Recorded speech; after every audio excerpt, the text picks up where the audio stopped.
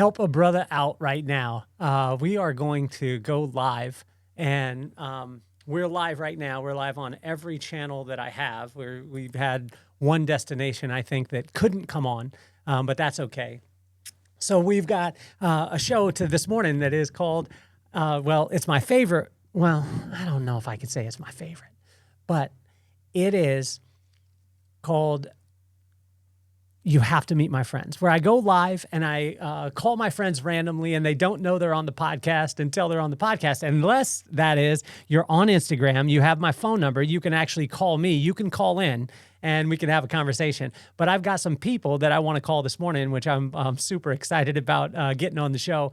And I came up with this concept because I wanted to spend time with people on the podcast, but a lot of times their scheduling is off. So what up, Brent? I could see you here, and go Titans. I just want to tell you, I am the biggest bandwagoner too in the world when it comes to baseball, because if I get a cool baseball hat, I'm loving that team. We just went to Boston and got back from New York City. We got to spend time with the Hoarders, which was always awesome. Went to New York City for my daughter, and then we went to Boston. And I wanted to get back here. I haven't got a chance to be able to record in the studio for probably about a week and a half. And I got to record an episode in New York City, looking at Brooklyn across the water, which was unreal. And so when I got back here, I was so excited about going live and calling my friends randomly, which we're doing today. And if you haven't experienced this episode, this show on the podcast, I go live, I call my friends randomly. They have no idea that they're on the podcast, and then they end up on here. So sometimes I get skunked. Sometimes people don't answer the phone, but it's a great way of being able to connect with my friends. What up, Stevie? It's good to see you. If you do have my phone number, call me, because you'll be on the podcast live. I got some people in mind to be able to call. I'm going to be scrolling and doing that, but welcome to another show of You Have to Meet My Friends, where I go live and I call my friends randomly, and they won't know that they're on the podcast until they're on the podcast. Again, sometimes we'll get skunked, sometimes we won't, but why don't we get this party started? Yeah, and this the vibe that raised us, made us, saved us. Love so strong that the hard times praised us. From base life roots to the freeway nights, we turn small grooves into launchpad flights. Yeah, this the vibe that raised us, made us, saved us. Love so strong that the hard times praised us. From base life roots to the freeway nights, we turn small rooms into launchpad flights. Grew up on base where the bike ties hum, Crestview dunk ball, rubber band wars young. Trees we climbed stood tall like the dreams we slung. Sun on our backs, whole world on our tongues. Then boom, light flip, tight walls, no space. 5 deep in one room, but we kept our pace. Me and Rob laughed loud just to soften the weight. Didn't know what we lacked, cause the love was great. Mama spoke life like a prophet on fire. Pop said greatest, made the standard high. Didn't see it then through the thin wall grind, but the words took root in the back of our mind. Yeah, it's the vibe that... Welcome to another episode of You Have to Meet My Friends, where I go live and I call my friends randomly. I haven't got a chance to be able to talk to this young man in a long time, but we're going to give him a call and see if he'll actually answer. I think he's quite busy and he's probably working right now, but we're going to give him a call and see if he'll answer. If he's still got the same phone number. I think he does. So...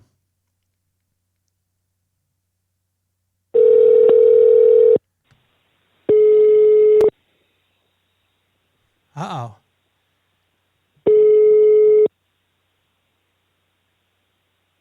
This might not be the right number, but if it is, we're getting him.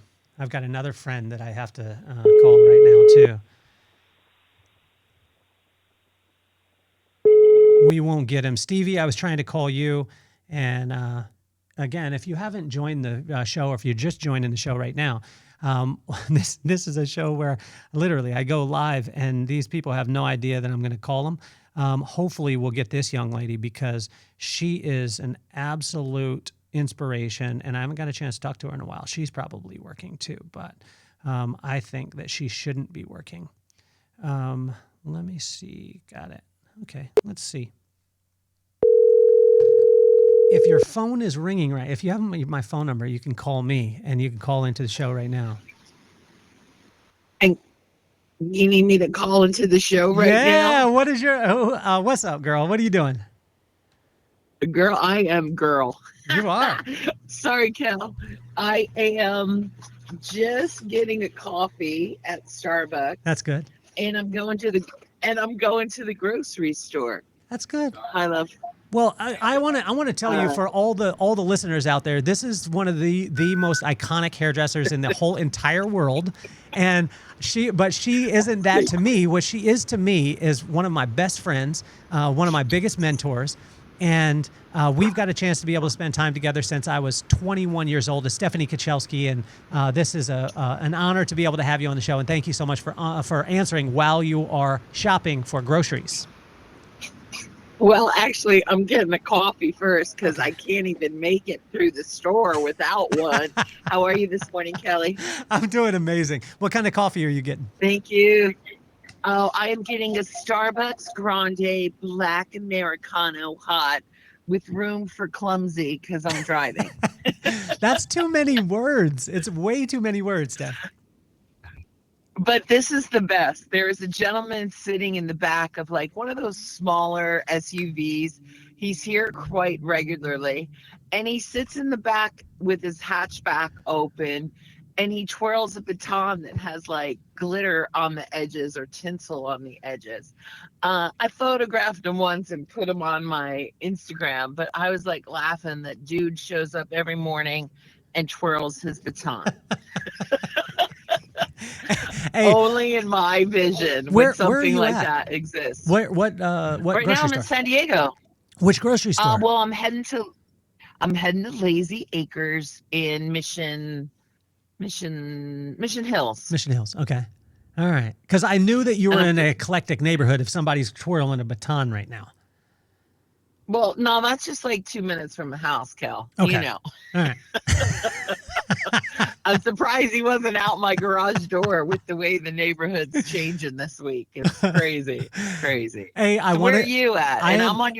You're I'm on your show right now. You're live on the show. So you're being streamed. I'll tell you. You're streamed right now on Instagram, on LinkedIn, YouTube, Substack.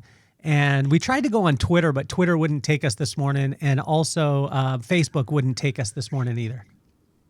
Well, sorry, Facebook and Twitter for Yeah. missing out We, on the wonderful Kelly Cardenas. we didn't like them anyway, but you're everywhere right now. And you know what was cool is my daughter Steph fell in love with New York. By the way, just wanted to let you know.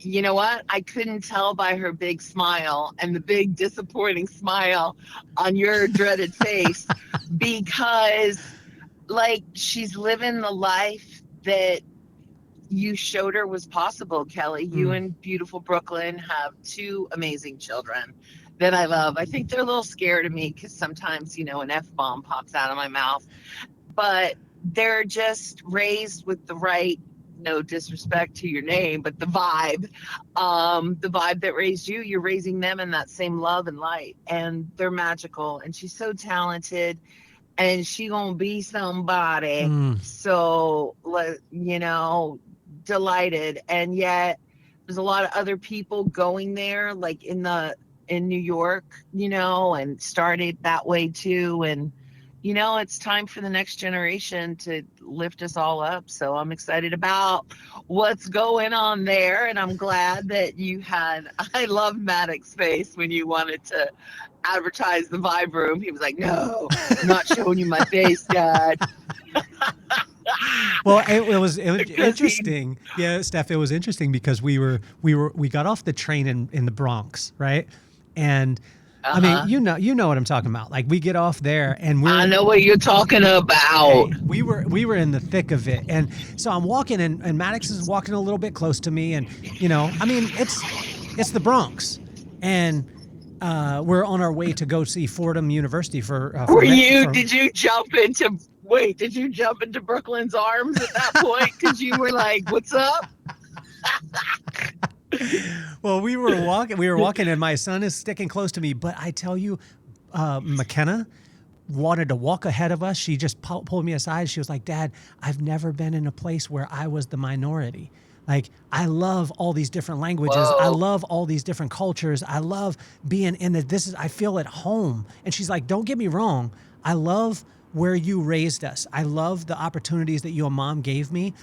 But, and this, she told me afterwards at Central Park, she said, I want to prove to myself that I can go do it and that I'm not just a Nepo baby and that I'm not just doing it because you guys gave me the opportunity. I want to make it on my own. You know what? I got chills on my arms and legs, and you know that girl's destined for greatness, and I love it. I absolutely love it, and I love hearing you laugh about how you felt too. I mean, I have the flip flop. I grew up where you're talking about. Well, not in New York, but close. And now I'm a Nepo baby living in San Diego. So I feel that. I feel it.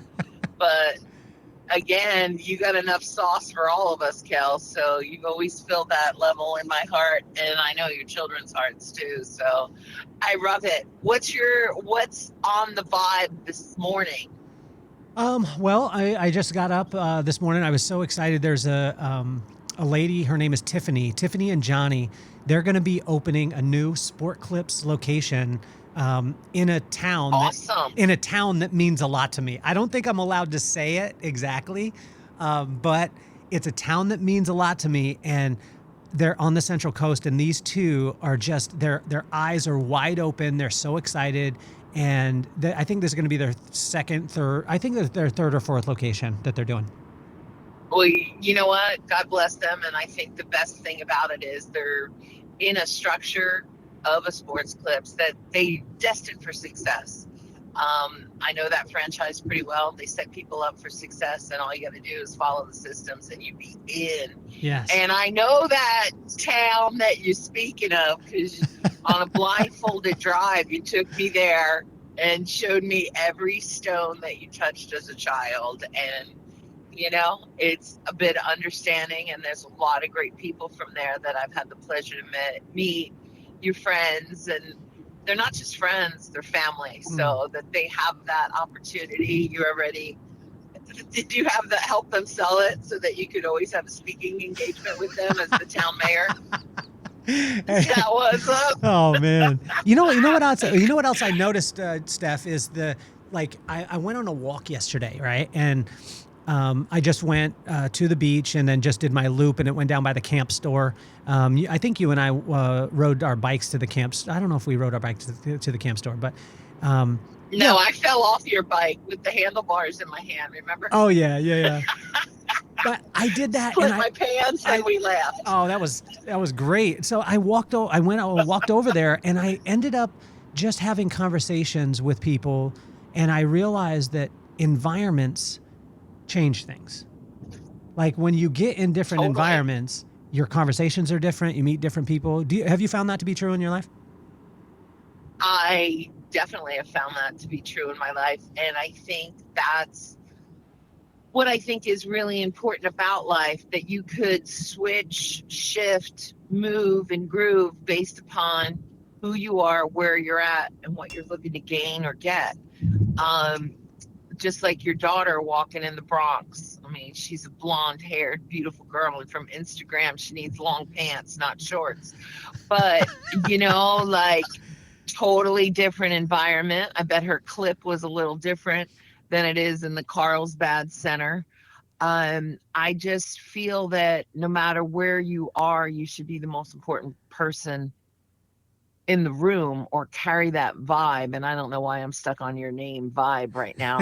But if you can adjust, you and I are from the same hood, Kel. So if we can adjust, it allows us to open doors for the future. And I just know that to be true for myself. Sometimes you got to shut up to stand up and be appreciated. So I think that is a very true statement this morning at 8:14. Yes. What do you got for the rest of the day? Are you working today? No, I'm actually helping a friend. She's been a friend for a number of years. She's my acupuncturist, and she has a guest house on her property. And her son moved out, so it's all new. And there's a couple cool little places in San Diego She needs to furnish it and get the kitchen right. And I'm a tall girl, so I can reach the high shelves.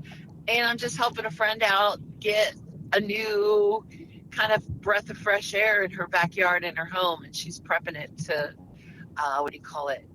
Uh, rent it. So I love moving in and moving out. I've moved so many times. I have like a little spidey sense about it. So I'm just helping her. And then later on, I'm taking Annie Sheila and Uncle Jimmy Gomez to see the Odyssey. So Jimmy had a little scare and he fell. So I'm sorry to like laugh about this, but when he fell, I had to call 911. It was the first time I ever had to call 911.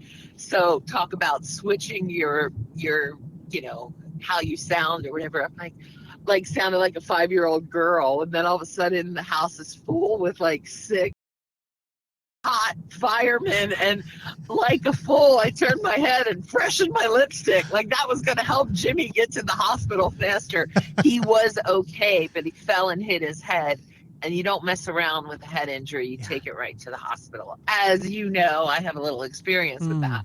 But he's fine and rested, and he's like, well, I want to go see the Odyssey. And I'm like, all right. So I'm taking Uncle Jimmy and Annie Sheila to the movies tonight and going right now shopping for a friend's birthday party who is never late to do my blonde touch up. So it is a surprise. So I won't say his name.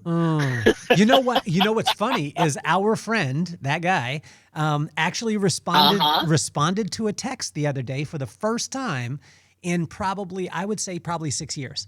And I was in New York, and I saw a statue of a particular artist. You know exactly the artist that I'm talking about. That's a big inspiration for our friend. And I sent that picture over. And I was standing in New York in Manhattan, and I took the picture, and I said, I just want to let you know, this reminds me of, and you remember this, the gathering, the Paul Mitchell gathering, that artist inspired a haircut, and that was my first touch with you guys. And I was in the room just as an attendee, and it was that haircut. And I just let him know how much he means to me, and just that he opened up a whole world. Like you guys seriously opened up a whole world for me, Steph. And so on that part of it, there was a little girl that just started hair school the other day. Her name is Caitlin. And I posted on my Instagram because if I would have, when I was in school, had somebody that had a little bit more reach than me shout me out, we didn't have social media at the time, but if I had that would have helped a lot. Does that make sense? And yep, I totally know. Well, this little girl, what would you say to a young girl who's starting in the industry now about the social media that she's putting out? Well, first off, Caitlin, I would decide what level, like, I'm not a sports enthusiast, so I can't do anything that makes sense in that. But, like, what level of playing do you want to be at? Do you want to be a part-time person? Do you want to be a part-time lover? You want to be married? You want to reach fame? Like, what is important to you?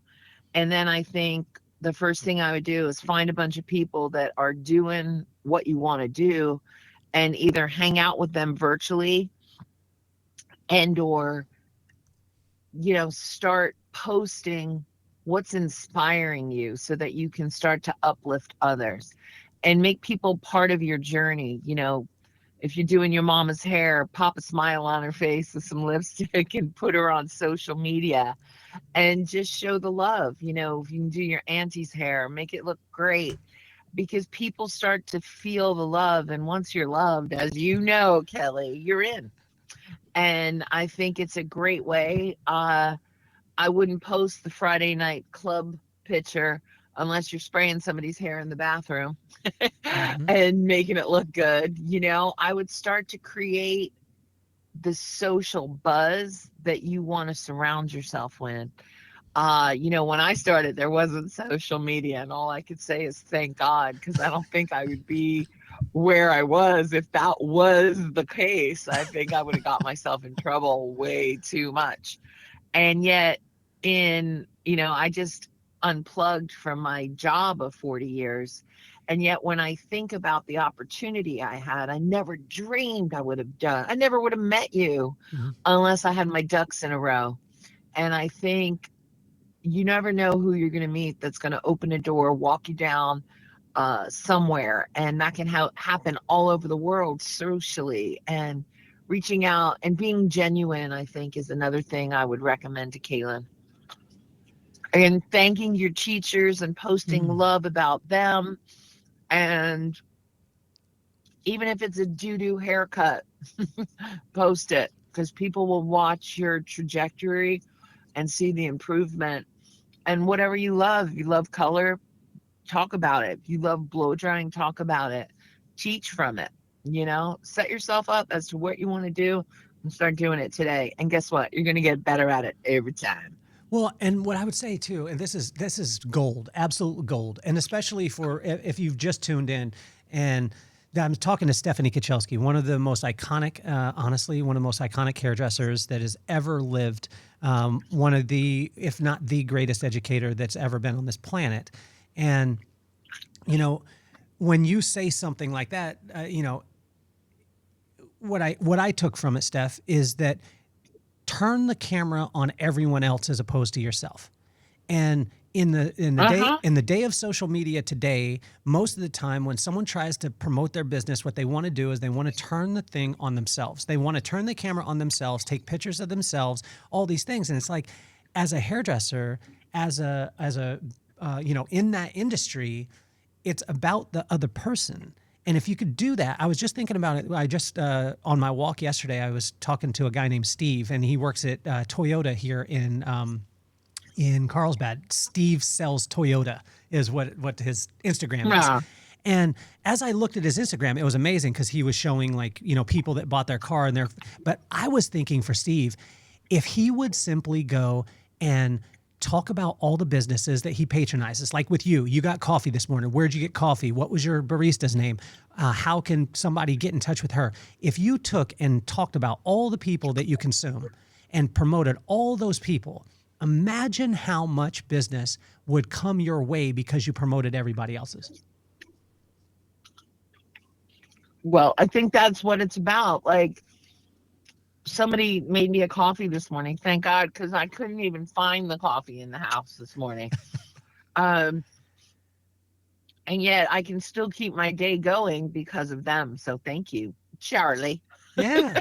Well, I think that, I mean, You know, I think that when that happens, because you've taught me this all the time, like, everything that you have, every tchotchke that you have, which is a real word, it has a story behind it. And you tell me about those things. Even my scissors that I used for 30 years, those scissors were because I was at Long Beach Hair Show. I took a look at a pair of scissors that were at the time, I mean, this was early 2000s. These scissors were over $1,100, almost $1,300. I'm a young kid. You and I go look at them at the booth, the Hikari booth. I look at them and I'm like, wow, it's like looking at a Rolls Royce. And I look at them, I'm like, wow, that would be great, whatever it is. And then we're going to get coffee in the, you guys are going to get coffee because I didn't drink Starbucks. But you can't help that problem. Yeah, exactly. You turned to me and handed me the pair of $1,300 scissors, and I was like, well, I can pay you back. And you said, no, I got you. And you took care of me at that time. And I used those scissors to make millions of dollars because of you. Does that make sense? So everything has a story behind it. And if you tell the story about the other people, I find that you don't really have to promote your own business. Well, Kelly, you don't know how hard you worked for those scissors and how many days. I mean, your nickname for me was always Junkyard. But the fact of the matter is, how better did you cut with those scissors? How better did you feel with those scissors? And at that point in your life, you didn't need the scissor, but you needed the the like when you cut somebody's hair, you needed the scissor to sing for you.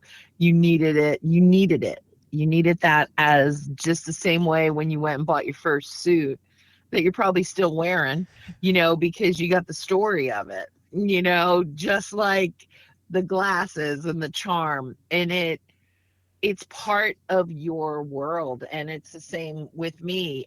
When you get something that has a value and take the money off of it, um, it's the story of why. It's because I love you, you little shit. You worked your butt off. And no matter how crazy it was, you always fell into who we needed you to be Mm. and what you needed to do, no matter how hard it was or how, in the quickness of a moment, somebody might have snapped or crapped in you, you know. But you always snapped in. And I think that's another thing for our friend that just started beauty school.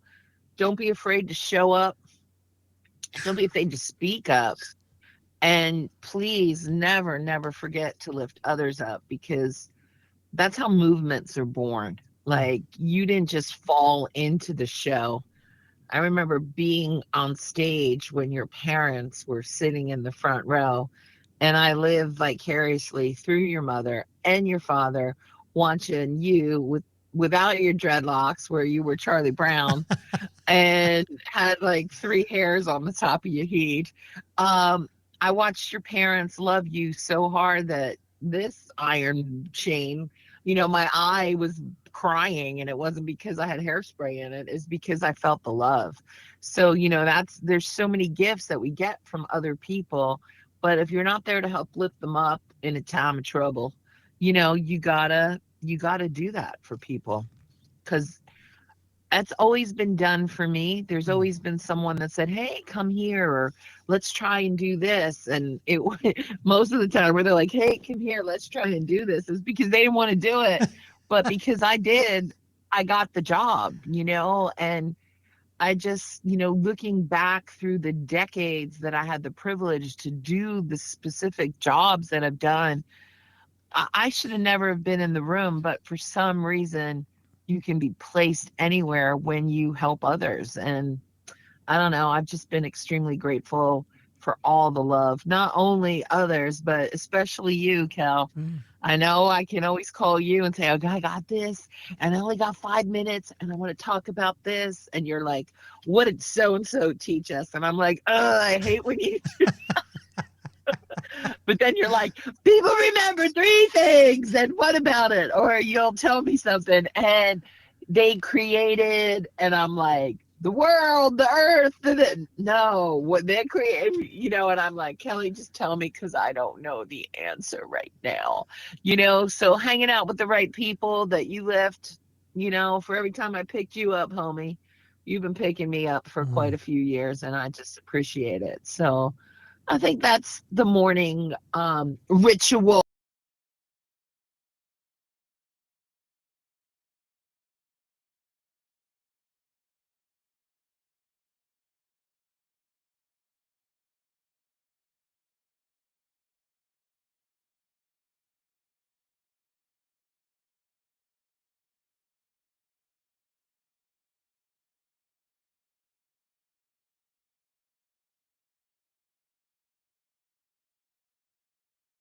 Used in my world to help refocus me, to help keep me going. And it's simple. You gotta have faith in someone, and if you don't have faith in yourself, then that's the first thing we should work on.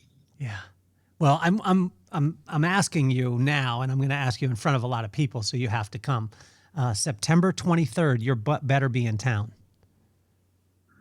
Well, it might be. You might be, or you are. I It might be. There is a surprise birthday party for a childhood friend of mine, Okay. and I don't know if I can do it because I have another Mm. pink haired individual whose birthday is that weekend, and it's a big family party, and it's a big B day. It's 50 Cent. You know what I Ooh, mean? yeah, yeah. So Well, Is it East I Coast? know Is I that East gotta Coast, or be are you guys going away for it? one's East Coast and one's West Coast. So Okay. I I know I gotta be at the Fitty. So I'm just trying to juggle that. But Well, if I get am, this, get which this. The is the 23rd is a Wednesday too, so it's not during the weekend. okay. So it's a Wednesday, and that's the Vibe Room here in Carlsbad, and it would be an honor. It would be an absolute honor to have you You here. know what? It would be my pleasure to be there because the last time, and I love the way you always ask, like it's like you're going for knee surgery. Sometimes you call me Steph, sometimes you're like, Mama, I need you to be with me August 2nd and 3rd. And I'm like, good Lord, I can only be the third half the day because I was flying August 3rd. And you're like, you got to be here. And we're going to my friend Greg's house. And I'm like, all right, well, I don't know your friend Greg, but I know a couple of your friends real good. And I was just like, I showed up, and first off, the introduction you gave me, everybody thought I created the sun. So thank you. But the people that are at your events, Kelly, they're self-made magic. And the wonderful thing is some people that have made it never like pull up a bar stool or a chair and sit and talk with you. I sat on a staircase for 2 days. I'm 6 foot tall, cramped on a stair that covered a quarter of my butt cheek, sitting there and you know, I'm a big presence, but I remember that day I was like, oh, just calm down, a little bit of makeup, don't go crazy, no red lips, you're not doing a hair show. But no, I had to wear a bright orange dress because that's that's kind of a quiet outfit. And I remember meeting this beautiful lady that I sat next to who introduced people by telling me how they shaped her journey. Mm. And everybody I met that afternoon had the same, they would pull up next to you and tell you why they were here, what they did. And the little nuggets that I took away from the people that did the hot seat or that were your podcasters, it was like you didn't have to sit and listen, that was right in front of you. And it was interesting because you always can interview people really, really well. You're a great question answer person. And the people that you interviewed, what I learned from them, I can still repeat, and I ad-lib the stories quite a lot, when it's nice to fill in to show people there is hope. Uh, I don't know. I love that day, and I would love to be there. So Yeah, September 23rd, Carlsbad. I think I know the address. I think I it's a know the Wednesday. place Yeah. really well that it's going to be held at. And I know there's 2 parking lots now. And I just think that if anybody's looking to gain, maybe I would say I gained a lot of self-worth that day Mhm. because I personally, Motormouth Mabel over here, was forced to be like shorter and funnier with my content. I was more of a listener than a person speaking from the stage that day. And it was humbling because I got to listen to people. Now, some of the people that were there were writing books about people that speak to them and different things. And I didn't judge anything because no one judged me. Mm. They just accepted me with love. So if you're looking to meet a lot of great people, maybe tell your story. Maybe if you got an idea you're trying to pitch, I don't know what the Vibe Room is, but I would say the people that'll be there would be people that you'd want to hang out with. So if I'm on this coast, I'm in. You're awesome. You're awesome. We'll get to shopping. It's always great to be able to talk with I you, gots Steph. to. I I love you. gots to, because hey, you know what? I really love you. And it's so funny because you always call me I'm surprised it wasn't at 5:30 like normally. Hey, what are you doing? I'm like snoring. And I got a wet pillowcase because I've been drooling, dreaming of Matthew McConaughey. That's what I'm doing, Kelly. So listen, I love you. Thank you for making my morning, and for all the people listening, not on TikTok or Face Crack. Just thank you for being a part of your journey, Thank you. and thank you for allowing me to have a little airtime with you all. And Kel, never stop doing this because you bring out the best in everybody you get the pleasure to talk to. So from the Toyota man and the other person that you met at Carlsbad, keep going. Thank you. You got a lot of love to share, and I'm glad that you share it with me. So thank you, thank you. Happy Saturday, happy weekend. Peace out. You're the best. You're the best, Steph. I I love you love a you. bunch. I'll talk to you soon. Bye, Okay, baby. bye-bye. All right. Bye. That's the coolest thing about You Have to Meet My Friends, is because I have the coolest friends in the world. That was the former artistic director of Paul Mitchell, one of the most iconic hairdressers to ever live. But she just happens to be my friend named Stephanie Kachelski. And so if you haven't got a chance to be able to follow her, it's at Kachelski, or at Kachelski on Instagram. And she's going to, we're actually been working with her. I've been working with her and coaching her on some things on how to be able to bring her genius to the world and be able to spend time with people. And I had the opportunity to be able to spend so much time with her. So just an unbelievable human being. I am going to, let me see if I can get this young lady, because I need to see if she will answer. Hopefully she will. But I'm so proud of this young lady. I got a chance to be able to meet her. And she's doing some amazing things. Hopefully she'll answer my call. I don't know if she will. But this is the cool thing about the show, is because literally we just go live and I call my friends. Sometimes they answer. Sometimes I get skunked. She's probably working right now. That's the reason why she's not answering.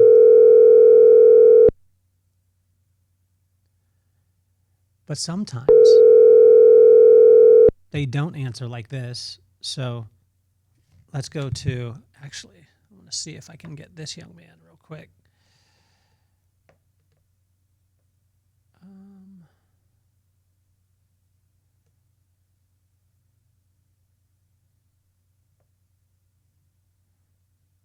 Let's see if this guy is not traveling. Oh, there we go.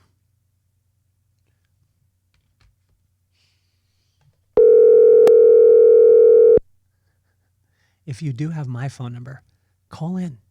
Give me a ring.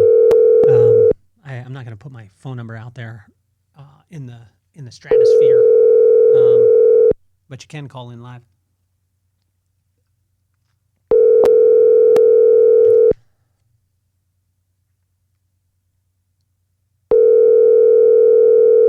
I love getting skunked. All right, here we go. Let's do this. My best friend in the world. I know he'll answer. He already knows.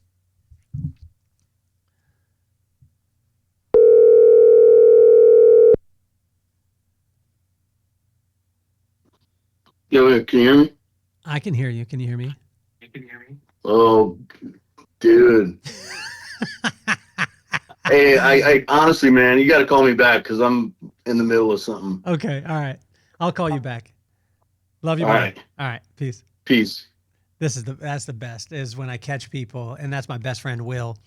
So I am going to call him back at some point. But let me see if I can get this young man a fan favorite. This now is I call him, he's like the mayor of, it's like the mayor of Salt Lake.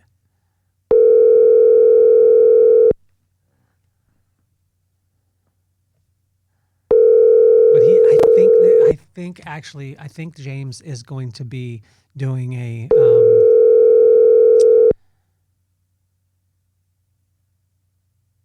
he's going to be doing an event for his hometown in Indiana, and Mike Singletary is going to be there. Jackie Joyner Kersey is going to be there. He's going back to be able to help his community in Anderson, Indiana, and so it's an incredible thing. I want to see here, because I didn't get a text back, but let me see if I can get this guy. Let's see if you very seldom get a chance to be able to hear from my this buddy, but this is probably one of the funniest dudes that I know, and he's going to be angry with me. He might not answer though. That's the thing.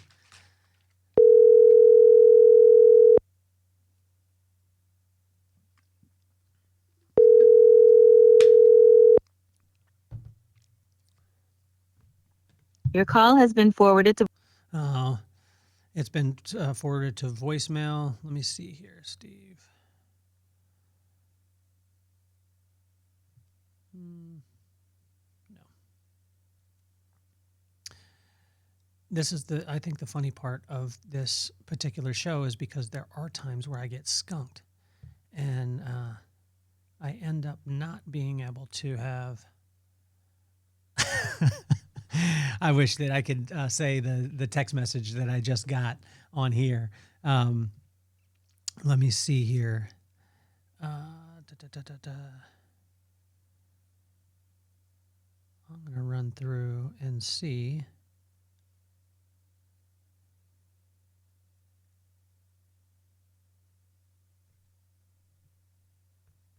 You know what? I'm going to see if I can get this young man. I think he's on vacation, so I don't think that he's going to answer the phone.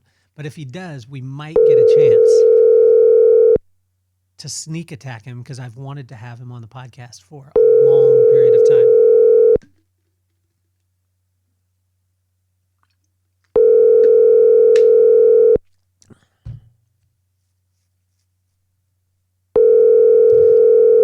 Nobody's answering the phone this morning. I think they all know that I am, you know who we should call. Let's see if this man will answer real quick, and we'll get some insight. I've never had this many people not answer. Actually, I think that I have.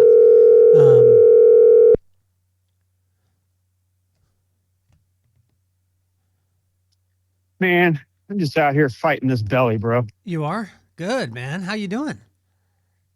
I'm good, buddy. How's it going? I'm doing amazing. Are you golfing right now?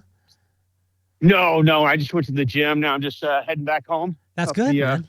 Up the hill. So if I'm panting, I'm not, I know you get used to people panting on the phone to you, but it's not an infection. It's just I'm exhausted. So just want to get that clear. I don't want to send the wrong signals here, Kelly. You started it off strong. You know that you're live on the podcast right now, right?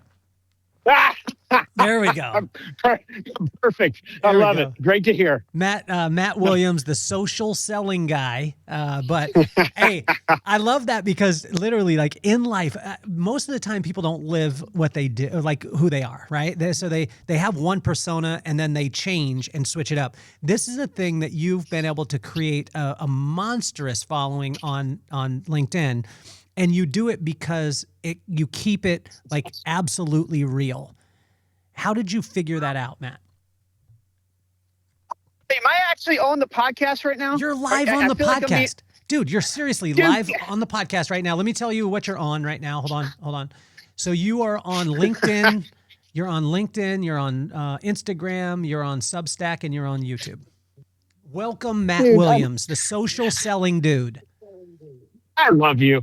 You kill me. This is the best. I told you, Matt, that I have a show called You Have to Meet My Friends where I go live and I call my friends randomly and they don't know they're on the show until they're on the show, and you're on the show right now. Oh my God, man. I love you. You're the best. How are you, first of all? Do we go into pleasantries right now or do we go straight? I don't know how this works. You just have a conversation, man. This is the cool thing because most people prepare for a podcast and then you get some, you get some presentation that you could watch anyone's podcast. You get the exact same thing.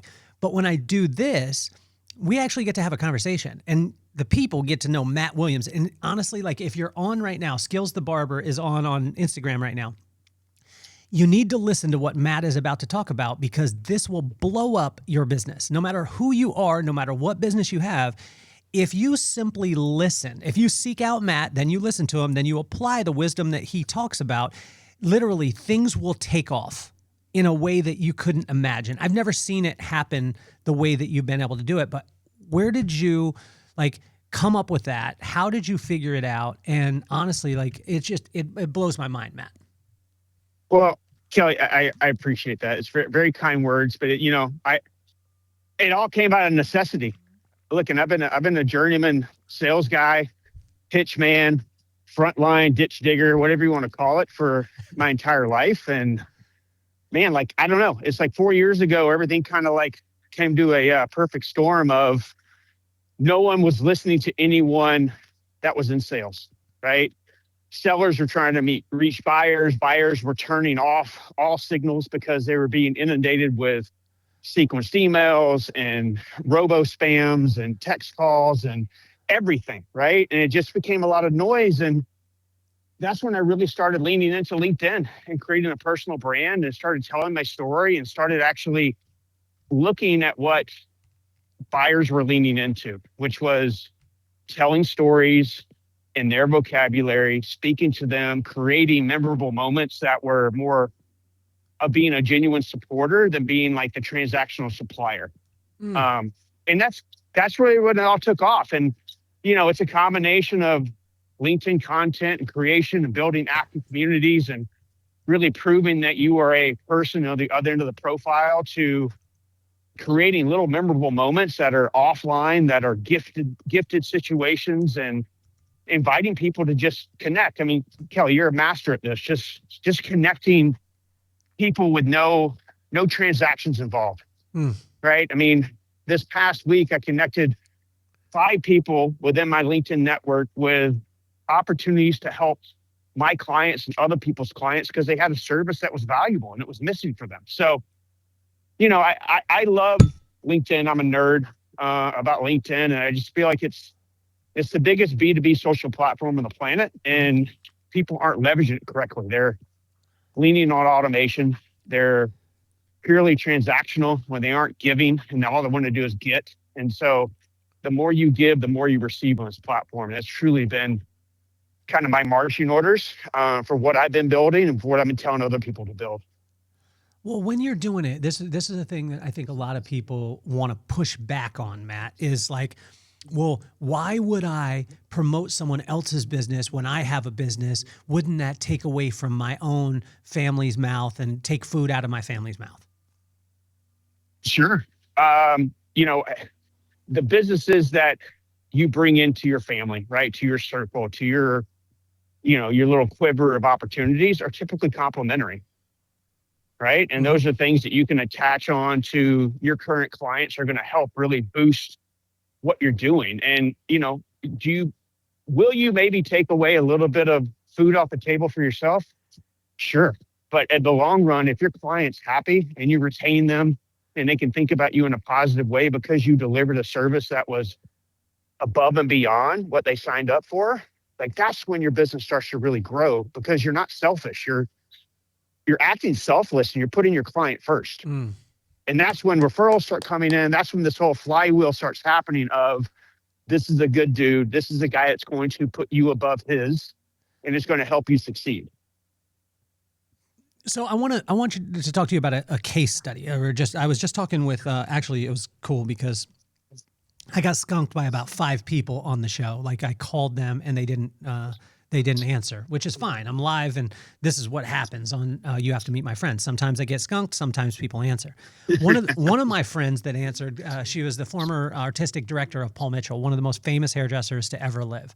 One of the baddest educators. I mean, this woman is an absolute beast. What she was talking about was socially for a young kid or anyone in business, it was turning the camera on everybody else as opposed to putting it on yourself and promoting all the people's businesses that you're a part of, that maybe you patronize or whatever it is.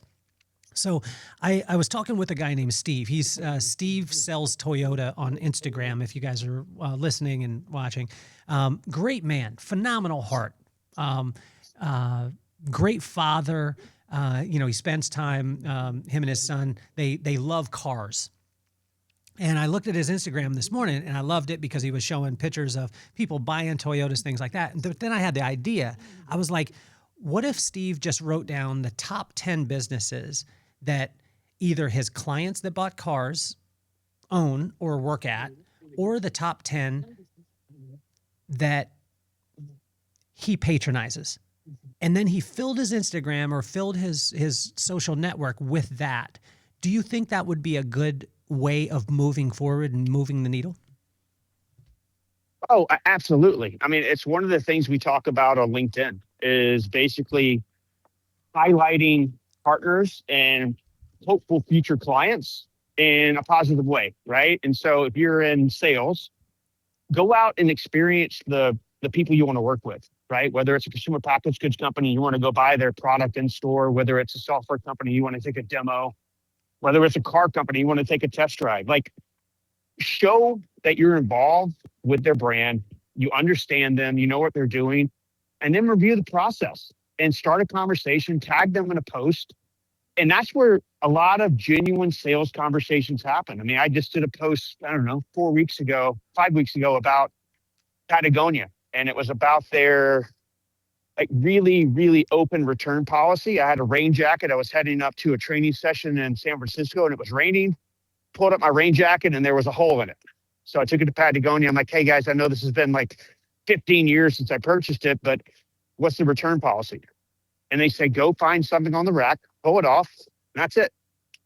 And I posted about it. It was a really simple, just more of throwing some flowers at Patagonia for their great customer service and standing by their product. And it went bananas. I mean, probably, I think 200,000 impressions, tons of engagement, and it threw a lot of really positive light on Patagonia. And I used that as an example in my training session with one of the MBA teams I was training. It was like, listen, if you want to get involved and be seen by your clients, start talking about them. And that's exactly what you're talking about, Kelly. Is just start highlighting the people that you want to work with and the people that you do work with. And it goes a long way. Well, I don't know if this is my get off my lawn moment, but there was a time where we didn't have social media, right? And I remember when we started our company years and years ago, we did a thing called Local Business Focus. So with the Local Business Focus, every person every Tuesday was responsible to find a local business focus inside of our company and then shout it to our whole company and then patronize or like talk about it to all their clients that were sitting in their chair that week. And I love it. What started to happen, we were only doing it manually, right? We didn't have social media to be able to do it. But what started to happen was, say Joe's hot dog stand started to get an influx of a bunch of business. And then he would, either call us or stop by and be like, what's the deal? Like, what are you trying to get? And we were like, there's nothing. There's nothing at all. We just want everyone to know that Joe's hot dogs is amazing. But so many people, Matt, are afraid. Like, I'm so excited, like, that you're my friend because I don't have to be good at LinkedIn because you are, right? And if the way that I think about it is if you're good at LinkedIn and you're my friend, then both of us are good at LinkedIn, all right? Yeah, exactly. I love it. Yes. So, yeah. Listen, I mean, this whole thing takes a village, and I even talk about that. I mean, LinkedIn's a perfect example. I hate to go back to it, but it's like it's community built, right? And it's one of those things like the more you give on this platform, the more you're going to get, which means connecting with people you want to basically have in your social circle, supporting them through comments, right? Mm-hmm. Creating posts that basically showcase their products and their services. I mean, all these things are goodwill, good nature, and giving, and that's how you grow. I mean, it's not easy.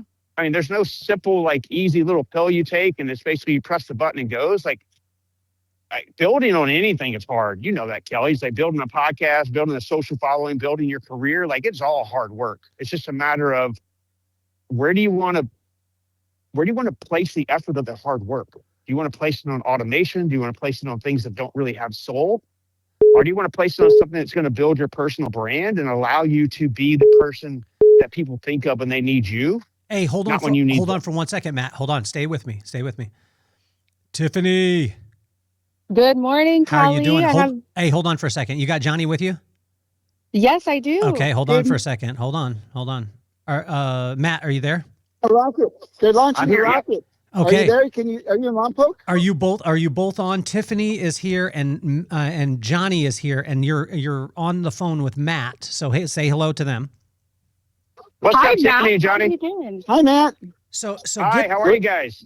Good. We're walking the dogs. Can you hear them? Oh, yeah, I can hear them howling. this They is just launched a rocket at Vandenberg Air Force Base, and they're barking at it. so Love it. This is the cool thing, right? So Tiffany and Johnny want to let you know that you're live on the podcast right now. Oh, nice. So Hi, everybody. it's a show called You Have to Meet My Friends, and where I go live and I call my friends randomly. The cool thing is for Johnny and Tiffany. So Johnny and Tiffany have a business. They own Sport Clips in the Central Coast. And am I allowed to say the new location that was just secured? Hasn't been secured yet, but we're opening up a couple of more. Can I on say? the Central Coast here. Am I allowed to say? I would say not yet. Okay. But, you know. Okay, but they okay. So say the ones that we have. what ones do you have? You have Pismo Beach, right? Yes, Pismo Beach and the shopping center, Uh-huh. and in San Luis Obispo across from the Madonna Inn. Perfect. And so we got two. Yeah. We got two right now. We're going to expand to 4. Am I correct? Yes. Yeah. Okay. Mm-hmm. So the cool thing is, Matt, is Tiffany and Johnny. I just met them. So Johnny's in construction, one of the top in the Central Coast, got a construction company, but also they stepped into the one of the baddest franchises on the planet, which is Sport Clips. And I just got a chance to meet them. They're going to be opening 2 more locations, which is amazing. Now, Johnny and Tiffany, what I want to let you know is that you're on the call right now, live on the podcast, and you are with one of the most influential people on LinkedIn, and that teaches people how to be able to have a presence on LinkedIn in Matt Williams. So I wanted to connect the two of you guys, because when we talk about growing a business, that's what Matt and I were just talking about, and how to be able to grow a presence online through true connectivity, which I think is great. So Matt, Tiffany, Johnny, Tiffany, and Matt. Nice to meet you, Matt. Nice to meet you. It's our pleasure. Oh, that's awesome to meet you guys, and I'm excited for this venture you guys are on. And you guys sound like you're cut from the same cloth as me. You have a full-time business, and then you have a side business, which I think is what it takes to really prosper in today's society, for sure. So I'm excited for you guys, and I love the franchise model. I love the local type of approach you guys are taking with Sports Clips. I've actually been there before with my kid, and I love the sports / styling environment that you guys create. And I think it's a great way to get involved with the local community and actually connect people. I mean, it's such a huge opportunity, and kind of bring back the old barbershop vibe that was always, I mean, I grew up in the South, so it was always like a barbershop was central for all communication in the town. So stoked to hear how you guys are growing the business. Tiffany and Johnny, what are you. you guys the most excited about in the expansion? For me, I would say I'm excited about the marketing. I mean, we took over 2 stores that were already established. We've marketed some, and we're doing our best to get more people in the shops cutting hair. The thing about the Central Coast, and this is something that I had dealt with back in 2017 when I first got licensed, was, we have shops up and down the coast, but not enough to welcome in a lot of the stylists. Sometimes we get stylists that are there for a very long time, and we have new stylists out there and they can't seem to find a position. And the more stores that we open, the more opportunities that we're giving to these brand new stylists, or even the stylists that are moving into the area, and we're giving them an opportunity to build their clientele and build a career and a future. The more stores we open, the more opportunities, not only for the stylists, but for the communities too. They don't have to travel as far. And marketing within these communities, we have so many ideas where we want to give back to the communities, like senior homes, like schools, like baseball teams. We want to be able to get that marketing out there, invite them into this store, and keep our stylists successful. Yes, I would say myself, having a construction business for over 20 years, it's a different dynamic working with stylists and working with construction workers. And it's a night and day difference, and I really welcome it. I love it, actually. And having pep rallies with our stylist teams, with the managers, all of that is really exciting for me. It's a new adventure, and I like keeping my construction business still active and going. And then also, with the sport clips, we're open 7 days. So that's, that's another full-time project for us. And it's just fun. You got to like what you're doing. And, we both love it. Hmm. So You know, Matt, one of the go ahead. things that, sorry, Kelly. No, One of go. the things that comes to my mind, guys, is, and I tell this to all the companies I work with, is like, start letting your people tell the story, not the brand tell the story. Right. And when I think about stylists, right, I think about creativity. I think about, what you said about them getting started, allowing them to tell their story on social, to tie in sport clips, to basically allow them to be creative and to be the person that people are going to come see. While in the long run, maybe you lose a stylist because they come too big and they created a persona that basically allows them to graduate from your services. But at the moment, you get to kind of catch lightning and get people to actually come to your store for that specific stylist versus sports clips. And I know that's kind of opposite of probably what you guys are trying to build, but I've found over and over again, with whether it's an NBA team or whether it's a staffing agency or whether it's an advertising company, that when you let your people talk and you let them basically have the microphone, good things happen. Yeah. And it's a short-term gain and a long-term gain as well. And it's one of those things you'll be happy to see the return on that when you give them something to talk about. Absolutely. Yes, Well, I agree. Tiffany and Johnny, what I want to tell you too is, where Matt, like, I mean, Matt, just your last post on Patagonia. Tell them the stats on this on LinkedIn, and I want you guys both need to go to LinkedIn and check out Matt's stuff. But tell some stats, because I want them to understand the gravity of the type of counsel that you're giving right now. So, what was the Patagonia post? Give me the stats. Yeah, guys, I had a nice customer service interaction with Patagonia, and Mhm. it was a return. And it was nothing more than, it took me 5 minutes to create the post, and it was really just about how easy the return policy was, how I got a new jacket, how I paid a premium for that jacket when I first bought it. But this is the benefit, that you always get a lifetime return. Mhm. And I posted it kind of on a Saturday morning and put it out there, and I think it's got close to about 200,000 impressions, and like just tons of engagement with people coming out that I've never even connected with to talk about Patagonia and their experience with the brand and their appreciation for the lifetime commitment and the customer support that they get from Patagonia. And it basically propels yourself into another conversation with Patagonia. I started seeing people start following me from Patagonia. I started having conversations with people internally at Patagonia that were nothing about work. It was just more like, hey, I appreciate what you guys are building, right? But that type of synergy, that type of relationship just goes a long way into the next time I actually want to reach out and say, hey, I'd like to talk to you guys about what I do, right? Now the conversation is open because I've earned my trust in my conversation at the table, and I'm not transactional. I'm actually more of a supporter. Yes. Well, and what I would say too, and this is all things that you're not asking for, but you guys have my heart. You know that, Tiffany and Johnny. I don't know if you realize, and can you explain how we met to Matt? Because you're going to be my friend for the rest of my life, and for the rest of your life, Johnny and Tiffany. But honestly, Awesome. like when we met in up in Northern California earlier this month, you guys had my heart. And so, do you want to talk about how we met and why we're Yes. going to be friends? Yes. So, it was on. I would like to say fate, just because we're here in Southern California, and usually our team meetings or our team leader huddles, they're down in Valencia. We decided we had things to do as far as the schedule, and we had decided to go and travel about an hour extra up north to go to NorCal. And when we went in, we met you, Callie, and we also had we met up with Edward too, Yep. Co-founder. co-founder of the Okay, company. so yeah, but let's make sure that people understand. Like, you were with the epicenter of, and Matt, Yes. I want to tell you. Okay, Matt, get this: the franchise that Johnny and Tiffany are a part of. There's 1,800 locations, over 18,000 employees, and they do over Yes. $1 billion a year. So Wow. just to put it in perspective. So keep going.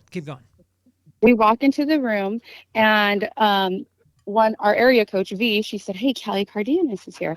Go say hi." I said, "Okay." We went over. We went to introduce ourselves.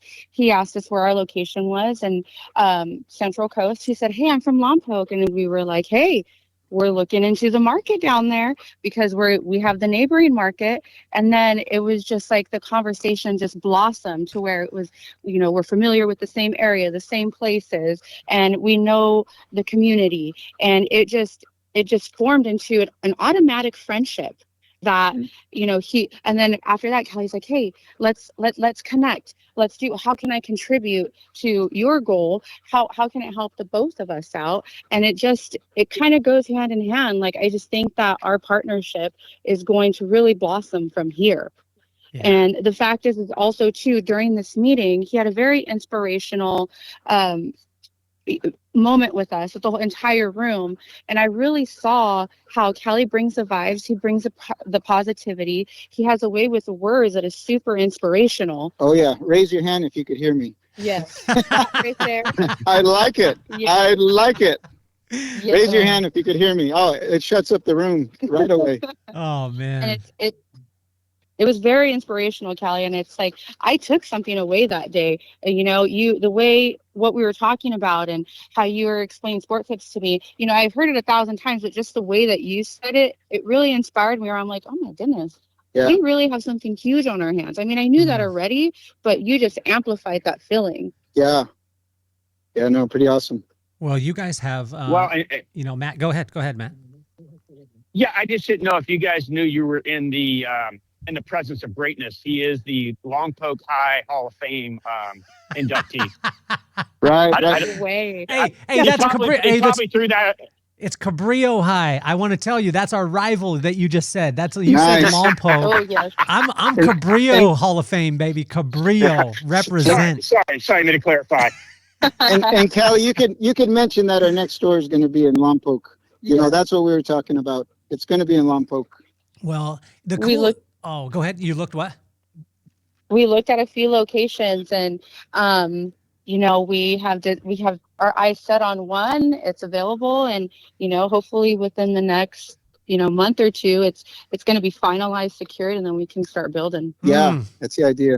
Well, the cool thing, Matt, the wild thing here is, Matt, is that, okay, Johnny is one of the top in construction in the Central Coast. His company is. And so his company is going to build his other company. This is absolute genius. And right. Johnny, I want you to understand, the only time that I've ever seen this happen before, and I'm sure it's happened in the past, things like that, but there's a guy named Bill Richardson. Do you know that name? No. I didn't either. So there was a guy named Bill Richardson, but I just knew him as Bill. And he came in and sat down in my chair, and this was in 1999. Well, I just knew him as Bill because he was on the appointment schedule. He sat down. We began to talk. He was nondescript, working boots. He would answer his own phone. He didn't have an assistant.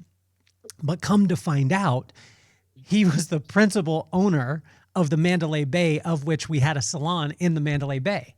And he was the principal owner. And then, so I did him and his wife's hair and his kids' hair for years and years and years. And when I went to start my company, there was an abyss time. I lost my job at the Mandalay Bay, but then I was like working at a in-between shop before I did my own. And I remember I was sitting with Mr. Richardson, Bill, now that I know, and now, at this time, I know that he owns the Mandalay Bay. But I asked him the dumbest question anyone could ever ask. I said, Mr. Richardson, do you happen to know any contractors?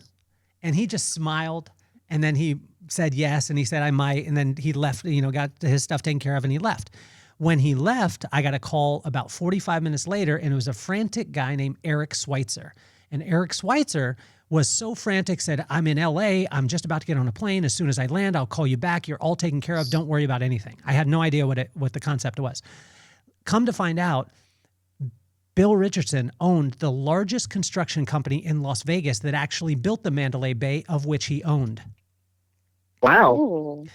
And Bill Richardson, because I had a relationship with him, built my first 1,200 square foot place with the same construction company that built the Mandalay Bay and Resort World now. Wow, that's incredible. So I just want That's you to I awesome. want you to understand like the trajectory and the things that you guys have, and that the not only with Tiffany with your side in the professional beauty industry, but then Johnny with your background in the construction, and that the thing is going to be at the top level, but also with the brand. And then you're on the phone with the social selling dude from LinkedIn. This guy can absolutely, I mean, he can help you to be able to blow your business through the stratosphere. Wow. No, it sounds great. Well, and guy, I'd love to carry this conversation off the call too. I mean, there's so many different things within LinkedIn that you can start targeting socially to get businesses to do, like, I don't know. My mind goes to on-site visits from sports clips to do hair and locations, and to drive like events into your store. I mean, that's where a lot of these things are happening. It's just kind of having these unique moments that are shareable, right? I call it third-party validation. But when you can get a company excited about talking about your company, that's when the magic happens, and that's when everyone starts to lean in. Heck yeah. No, it sounds great. Well, you know what's cool about it? The cool thing is Matt brought his friend to the Vibe Room the last time. Johnny and Tiffany, I believe, if they don't have plans on the September 23rd, and I'm going to guilt them anyway. To have like the Vibe Room is going to be the 23rd of September, and Matt's most likely going to be there. If not, I mean, he's missing out. But it would be, I'll be there. It would be cool to have the two of you guys or the three of you guys in the room that way. So what we're going to do, I want Tiffany and Johnny, stick with me. Matt, I want to thank you so much for being, answering the call. I know you got some family to get to and everything like that, but I love you, man. And I'll make sure that there's connection point between these two and you. Thanks, Kelly. Love you, buddy. Tiffany, Johnny, good luck with everything. And seriously, let's stay in touch. I'm happy to help where I can, and looking forward to seeing you guys grow the business. Awesome. Thank you, Matt. Appreciate you. Yes, thank you. Thank you both. You got it. You got to stick All with right. me. I'll Stick see with you me, guys. Tiffany and Johnny. So Right on. what I love about this is the growth of team. This is the thing that I got the most excited about. I got Tiffany's text. Did you send the text yesterday, or was it early this morning? It was yesterday. It was yesterday. Okay. I think I fell asleep early. I was hanging with my son, and he just got a new bed, so we hung out, and I fell asleep. Like I was out. But the thing that I got the most excited about was the growing of people that you guys are doing. Let's take it, Johnny. This is for you. What's the most exciting thing for you about this expansion and you growing and stuff like that? And then we'll go to Tiffany. You know, I would say the community, doing things in the community. I've been wanting to do that for such a long time. Prior to starting my construction company, I want to say over 20 years ago, I wanted to start something here, buy into a franchise here in the community, just to be part of the community. And I would say that right there is I'm doing something that I wanted to do from a long time ago. And I want to say I don't regret the construction company, because that helped me, or it's helping us get to where we want to be a lot quicker. You know, we're not only building one store, we're going to be building two at a time. And so plan on doing that a lot. I would say a lot better than it would be to have somebody else build it. So I would say what the future looks like, how fun to be able to build with Tiffany. I would say that comes first, to build with her. Yeah. Number two is to see the product that we're building, and to serve the community, you know, and then it's going to be just a mutual relationship, you know, for that. Mm-hmm. How about yourself, And Tiff? for me, what I'm excited about is not only like the professional growth and the growth that I want to see, and like in the stylists. I am also really excited about like the personal growth. You know, I feel like as I'm diving deeper into salon ownership, I'm learning things about myself and my approach and how I can really help others be as successful as possible. Mm. And just kind of seeing, you know, working with different personalities and seeing what makes people tick. And, you know, how can we create a community with Sport Clips? I don't want my stylist to be like, yeah, I work for Sport Clips. I want them to be excited. Like, yes, I work for Sport Clips. They did this for me. I've gone this far, and you know, I want them to really believe and trust the brand, and that starts with us, really. Yeah, and I want to say over 10 years ago, I actually went into a Sport Clips when I first found out about them. And when they put the hot towel in my face and they massaged my temples, and you know, that alone right there, I was sold. And I only went to Sport Clips since. And so to build this with Tiffany as well, something I believe in, is it's just amazing. Well, I want to encourage the both of you. Have you guys got a chance? I know you guys are super busy, but Tiffany, I'm going to encourage you. It's on my. I sent you over. Sent you over the link for this podcast too, and then I'll send you guys this so you guys have it. But so it's literally because it's live right now on all the channels, right? But the book that I gave you, have you got a chance to crack it open? We, like you said, we are really busy, but it Yes. is on my table, front and center. Okay. Front and center. Do me a favor, because as you go into salon ownership, this is probably one of the most important books that you'll read. And it's not because I wrote it. It's just because the way that we built what we did, I didn't write it from theory. I wrote it from a side that was, I wrote it backwards, meaning that we experienced it and then people started asking me about it. And then I just wrote down what we had already done as opposed to having a theory and then writing it and hoping it would work. Does that make sense? Yes. And so it tracks. And I tell you, with the original book was called The 6 Indicators for Business and Life, but that's not a great title for a book. The vibe is so much better.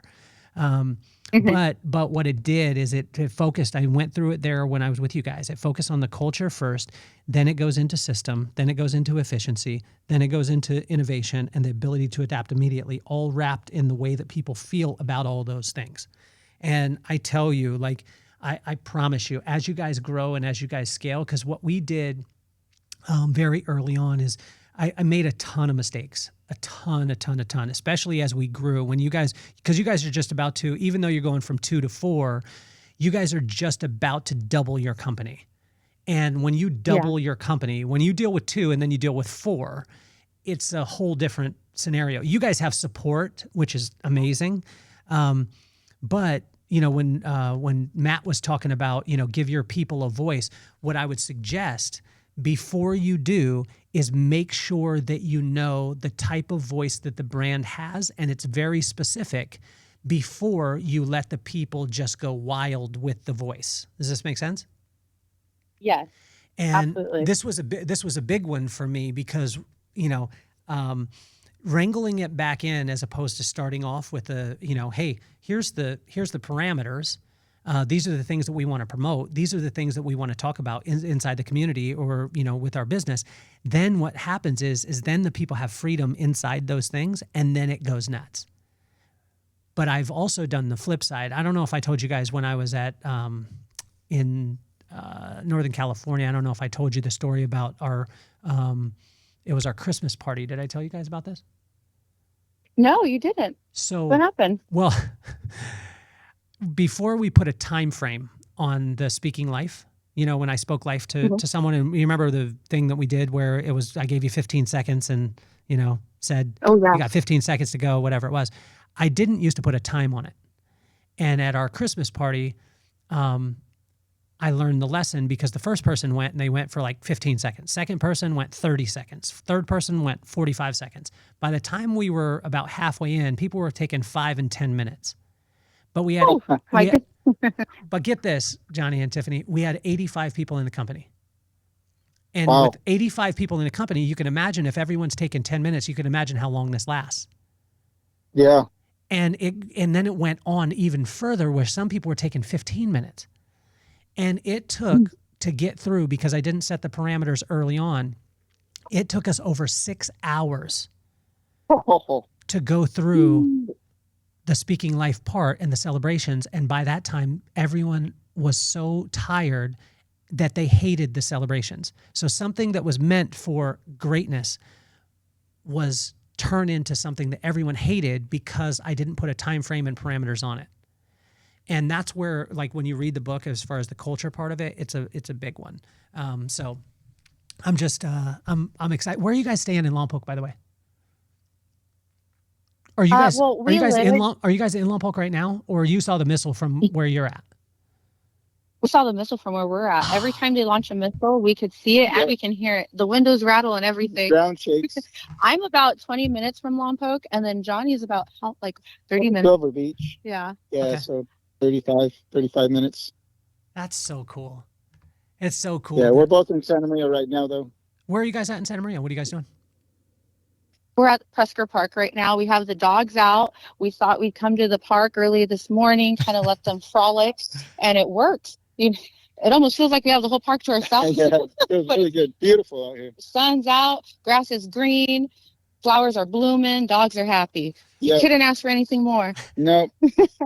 When we talked, Tiffany, when like Tiffany and Johnny, both of you guys, when we talked at the leadership, I saw a switch go in you when we started talking about the impact that Sport Clips has.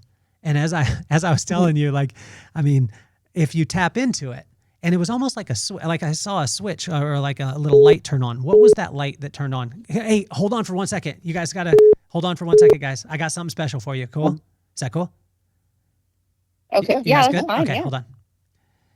Mr. Wayne, Hey, what's happening? hold on for 1 second, okay? Of course.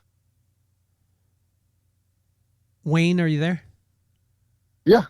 I want you to meet Tiffany and Johnny. So, Tiffany and Johnny, this is Wayne. Wayne, you're live on the podcast right now. You have to meet my friends. I just want to let you know.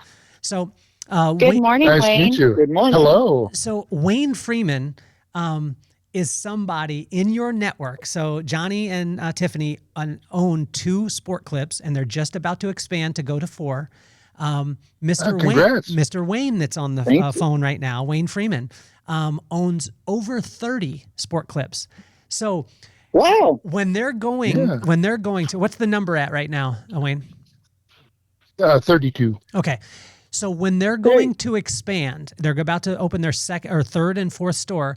What would your advice be to when you go to double the amount of stores that you have in Sport Clips? Just make sure your support structure is there, because you're moving from man defense to zone. Just I don't know if you have kids or not, but that's kind of the biggest thing. Make sure you've got systems in place. Like we try to build for scale from jump. With now we do Amazon ordering and things like that to empower our managers to make decisions and do things, so that we're not having to do all of those store level things, so that we can focus on like the more strategic needs of the business. When you That's the biggest thing. and Wayne, when you first started off, what was the amount of stores that you started off with? Well, we bought one, and then about 7 months later, we opened another, and that's been like 23 years now. So it's been a minute. The other thing I would say that we could have done better in the beginning was just anticipate, the cash requirements of a new store opening, because it, depends on the location and all of that. And I don't know if you're buying 2 or opening 2, but certainly, making sure that you're adequately funded to get through those grand opening times. What about the Yes. what That's about where the my We didn't construction do company that. comes in. Go ahead. Go ahead. Say that Johnny. again. I'm sorry, we're walking the dogs. That's where my construction company comes in. I've been over 20 years in it, and that's where also other investments that I made to support this. And I think over the years, like I was saying, something new and something with somebody I want to work with is what's driving me on this. And I really enjoy doing that. Oh, good. What part of the country are you in? Go ahead, honey. We're in California on the Central Coast. we're within like Santa Barbara and San Luis Obispo County. And both Okay. of our stores right now are in San Luis Obispo County. And now we're looking to expand our market into Santa Barbara. And, it's just, we expect to grow from here. We don't necessarily want to stop at 4 stores, but Yeah. we're taking on the leverage of like 2 stores right now, adding 2 more, and then we'll see how that goes. We're going to keep building. We're interested in seeing how this works with Johnny's construction company, really helping out the build. Yeah. Yeah, Exactly. that's exciting if you can, if you've got your own tenant finish operation. So that will, allow you to kind of save some costs and maybe move money from one pocket to the other and hold it back for those, cash needs. But yeah, it's exciting. I'm very happy for you guys. Wonderful to Yeah. meet you. What is your market, if I may ask? Say it again. Where's your market at? Where are you located? So we are in the Midwest. We've got stores in Kansas, Iowa, and Minnesota. Oh, that's nice. Yeah. So Yeah, no, it's very nice. I want you, Wayne, to take us back to the wide-eyed part, because I remember when I had my first location, I had that wide-eyed, and I remember telling Brooklyn this. My wife, Brooklyn, Wayne. And Yeah. I told her, I was like, hey, my goal is to open a salon in every city where there's a Paul Mitchell school. And at the time there was 100. And my wife just looked at me and she was like, you need to work on one. And I was like, but you don't understand, woman. I got one, but there's 99 to go. You know what I'm saying? And I had the wide eye, Yeah. so I'm like, and I'm so excited, all the stuff. Take us back to that, right? That wide-eyed part for Wayne, but also what I want you to understand, Tiffany and Johnny, Wayne is one of the most respected franchise owners in the entire company. So a lot of the policies that you guys work with inside the corporation and inside those things, they are moved by Mr. Wayne Freeman. He is a very, very, very humble guy, so he's going to deflect this, but he is one of the most influential owners in the whole entire network. And so that's who we have on the phone right now. This is the cool thing. But take me back, Wayne, to the wide-eyed, super excited, and then have the conversation with the wise sage that has gone through and has been through the battles. What would that battle-tested guy tell the wide-eyed guy? Well, those ups and downs, continue to come and go regardless of the scale that you're at. So yeah, we were wide-eyed wanting to do a 3-store agreement in the beginning, and then we got kind of talked into 6-store agreement. And so we were just young and naive and thought, okay, looking at our pro formas, we could do this. And at the time, honestly, the plan was to kind of just have income from 6 stores. So like it's really good about that. I think I lost you there for a second, Wayne. Did you switch over to Bluetooth? Hey, Wayne. Wayne, did you switch over to Bluetooth? Is right. There we go. There, you're better Oh, now. I might have. Yeah. Yeah, Sorry, you're I better. was. So you're walking the dog. I'm moving my daughter in apartments. I'm driving a moving truck, and I had to stop and get some keys out of my car. And apparently the Bluetooth picked up. Yeah. But yeah, sorry about that. So anyway, so we kind of went the opposite way. We were thinking, our wide-eyed was, oh my gosh, we're going to be doing great off of 6 stores, and then you get in, and you're like, okay, well, you're probably not going to just be able to, like, quote unquote, get rich off of 6 stores necessarily. But we figured out the business, and so we started scaling up and kind of figured that out. And so then, we probably maybe got a little too confident at times and bit off chunks of stores. And then you learn other lessons in scalability where you're like, okay, another new learning opportunity. So it's just like, there's just all those things. And it sounds like, you're in business for yourself. So you kind of get a lot of that, but, that learning just never stops, at different levels. And then you get organizations. And so I want to just clarify when Kelly talks about policies, it's only the ones that you like that I have input on. If there's stuff that's annoying, then it definitely wasn't me. I'm just, but sometimes we do get curveballs thrown at us, by the franchisor. Again, not necessarily intentionally hidden, but just things that they have to do, like remodels and refreshes. And so then there's all of a sudden spend that you didn't necessarily anticipate coming down the pike. And they do their best to talk about those ahead of time. But anyway, so there's always surprises. Certainly, we didn't anticipate things like a pandemic and different hiring preferences and things like that. And so, like, there's always some curve that's coming at you, but you just got to kind of be ready to to adapt and overcome. Johnny, Absolutely. Johnny and Tiffany, Let's get it, guys. what questions do you guys have for Wayne? Because the cool thing is you guys are family. You guys got to understand this, and what you guys, Tiffany, when I said to you, number one, you had the CEO of the whole entire brand in a room with 20 people. That generally doesn't happen, right? And so you have access. But also cool. The other thing is you have access to people inside your network in the Sport Clips family that literally have been through it. So are there any questions that you have for Wayne, whether it be Johnny or Tiffany? Yeah, I guess I go first. Have you built a store, or did you just like take over the stores, all the stores that you got? We've acquired most of them. I was doing this count the other day for somebody, and I think that of our 32, we've probably only opened from scratch maybe 7 or 8 of those, and acquired the rest. What was the most challenging in opening those stores? Because really, that's what fascinates me is to build them. I want to build them. What were your challenges for that? It's just thinking, what's going to be a can't miss location, and there's one that you look at on paper and you're maybe it's in your community and you're like, oh yeah, this is going to be great. And then you're like, oh, it's not what we thought it would be. And then there's others that'll sneak up on you and be like, wow, how does this store do the volume that it does?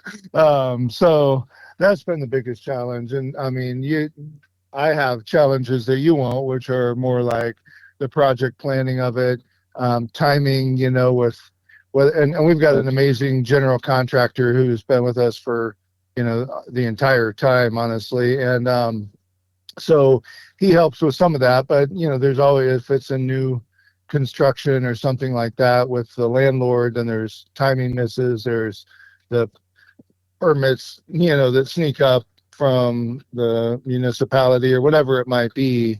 So those are the biggest challenges, I think, is just like bringing everything into a soft landing, because, I get most excited about the build out myself, like the physical construction, but then you got to make sure you're keeping the plates spinning around your recruitment cycle and your grand opening timing and getting, and Sport Clips will help with that a lot in terms of getting those ads placed and things like that. But you just got to make sure, like, if you're like me, you just get so excited about the build out itself that you're like, oh, I kind of forgot they need uniforms or whatever, I mean, it could be all of that. But again, I know that they're very thorough with their grand opening checklists and things. So.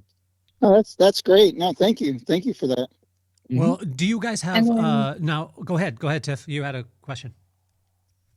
One thing that was mentioned to me previously for the grand opening is for me, I'm more interested in the peopling part and how are we going to organize this. Johnny is more into like the building construction part of it.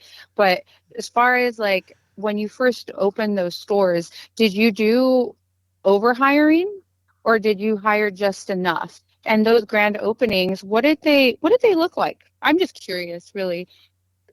Yeah, so over hiring is the goal, and but just temper that with the reality of the hiring marketplace right now. That's very difficult to do. So like they might tell you hire 10 to 12, and you would certainly like to be able to do that, but sometimes you might have to push a little bit and say, I'm going to open this with 6 because I can't find 10 or 12.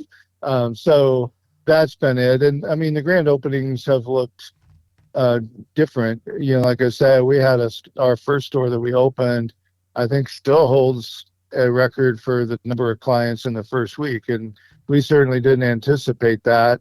And we're underprepared for it, to be quite honest. And so, of course, then the next time you're like, oh, this is how it's going to go.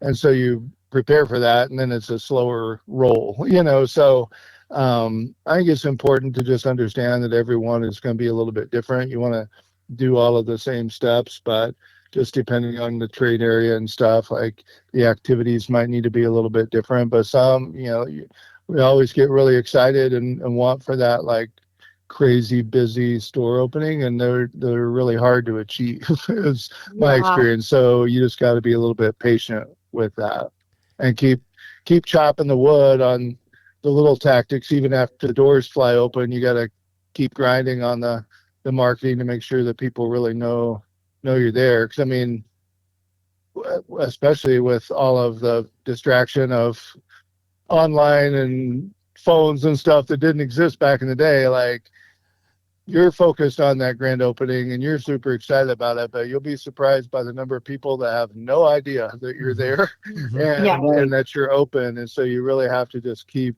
flooding the market. And so you hit the nail right on the head with that one. Yeah, because the second location that we were looking at in North County, you know, we've gone back twice already to all the locations, and we're just really kind of just watching the traffic and seeing like what's promising in the area, what is visible. We have to look at it from a customer perspective, not an owner perspective, to see, hey, are we visible? Is this easy accessible? The parking, you know? Bingo. Parking and accessibility, I think, also, honestly, might be ahead of visibility in my experience. Yep. Mm-hmm. Can I give a little? Can I talk or just chime in a little bit? Absolutely. Okay, so just send into our podcast. Well, here on the grand opening, I want to go to that because this was a big one. Steve and Terry Cowan told me one time they went and stayed at a hotel. And it was so amazing. Everything was so incredible. But they asked a question that changed my whole perspective. And when she called down, she asked for like a hot towel or a towel or whatever it was, and they delivered it, and they were so excited and all the things. And then she asked the question again that just blew everything up for me. She said, "Is this grand opening service or what I can expect as I move forward in the future as a client?" And so I would take that into consideration when you are doing a grand opening. The reason why is because everybody is so excited and they give the grand opening service, but then the second time the person comes in, they don't get the same thing. So be conscious of this when you go through, and be conscious of it when you're building culture. Wayne and I are actually going to be working together. We just haven't, am I correct on this, Wayne? We just haven't worked out the exact time frame. That's the thing. But I think we already work together. We just do. informally. We do. Time, yes. So when we talk about culture, this is a massive thing. The other thing is what I would suggest is infiltrate the elementary schools. And when I say this, when you do it, this is opposite from, it is going to be a little almost like Trojan horse, but every elementary school has a carnival, especially at the beginning of the year, to be able to bring all the people together. What we used to do is we would take, and what I would suggest is take and volunteer at the surrounding, and I know all in Lompoc, I know all the schools, right? And I just happen to know a lot of teachers in the places. So the teachers are what you want, okay? So if you get the teachers here, they become the evangelist, and when you have an evangelist, marketing becomes very simple. Yeah, because if we look at probably the greatest marketer of all time, he had 12 people who turned into millions. Where most people will focus on the millions and try and get the 12, he focused on the 12 and got the millions. Does this make sense? Yes, it does. So the evangelists in that town in Lompoc are at Buena Vista, they're at La Honda, they're at Vanderburg Middle School, and they're at Lompoc Middle School.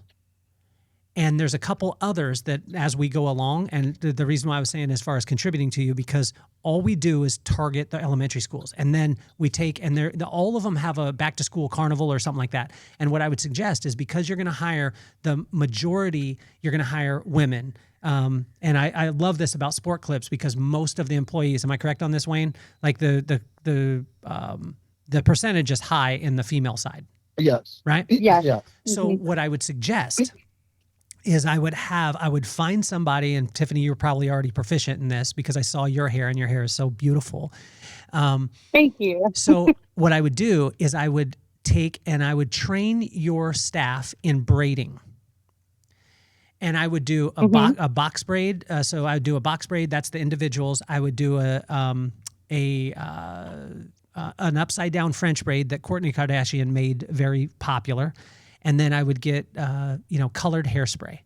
And what I would do is I would take and volunteer to be a sponsor of the carnivals at all the schools. And I'd put your people there not to cut hair, but to braid and do a braid bar. And that braid bar has absolutely nothing to do with your business, although it will attract every mom and every child. They'll stand in line to be able to get the braids because there's no change in their hair or anything like that. And we did this consistently. And what happened was all the kids and their moms stood in line for our places and these braid bars because there was no commitment to it, but every girl wants to have braids and every boy wants to get their hair spray painted a different color.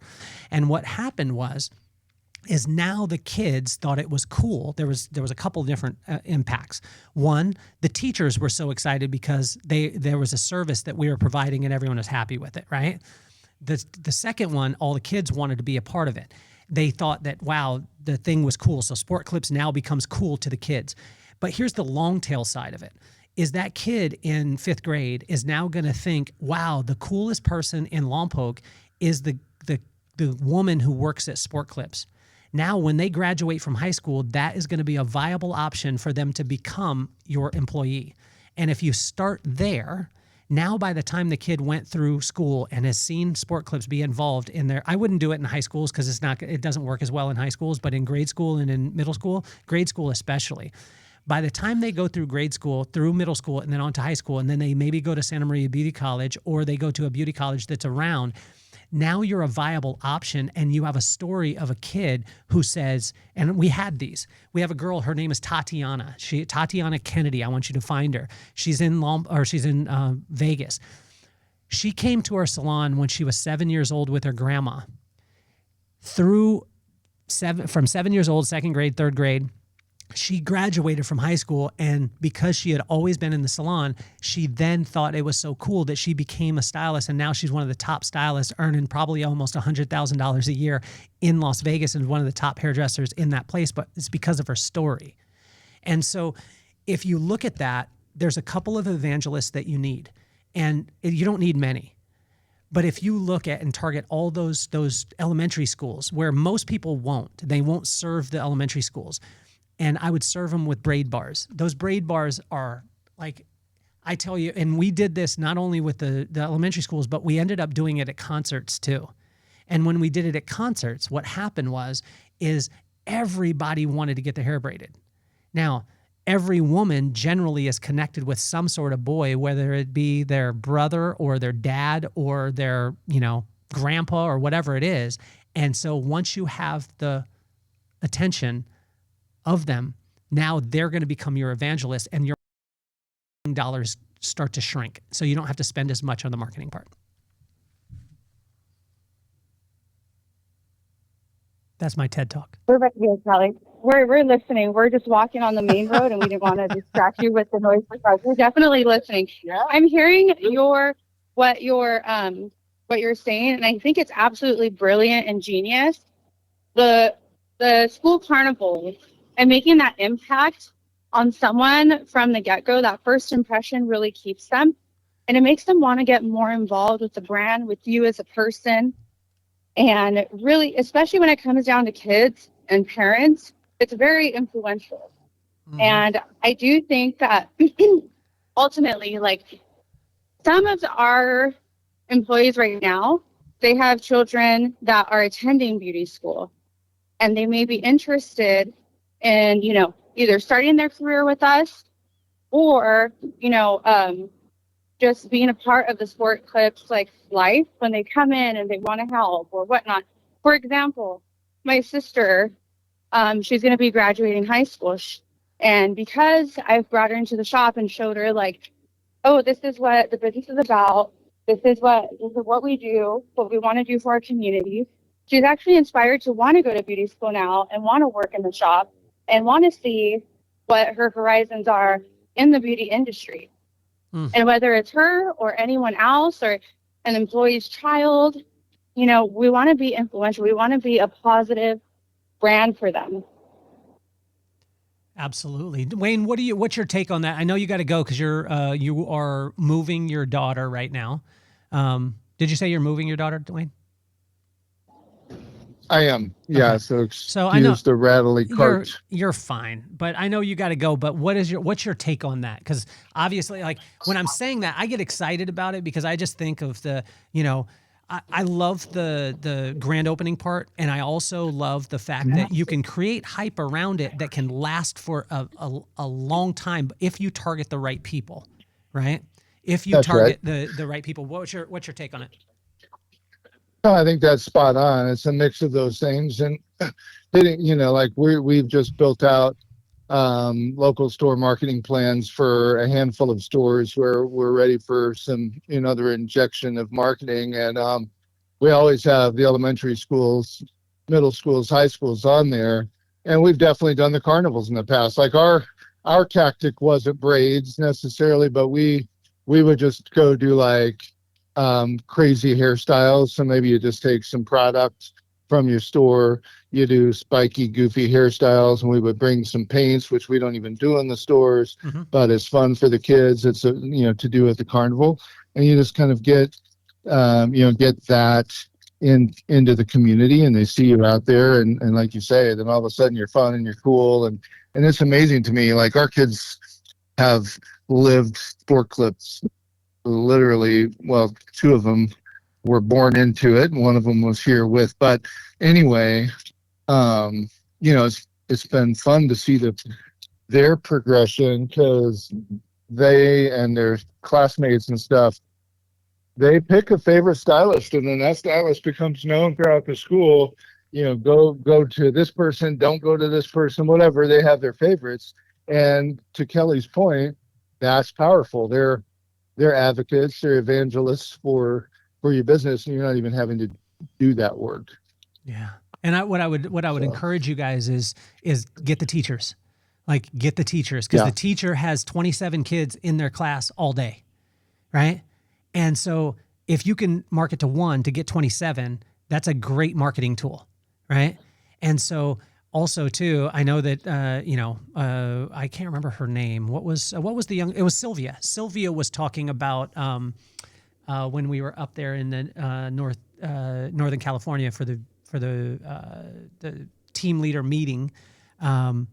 Sylvia was talking about layered haircutting, and I asked Edward. I was in the back, and I asked him. I said, hey, is there? How often are you doing women's hair? And he said it doesn't happen very often, but it does happen. And, she was talking about the efficiencies.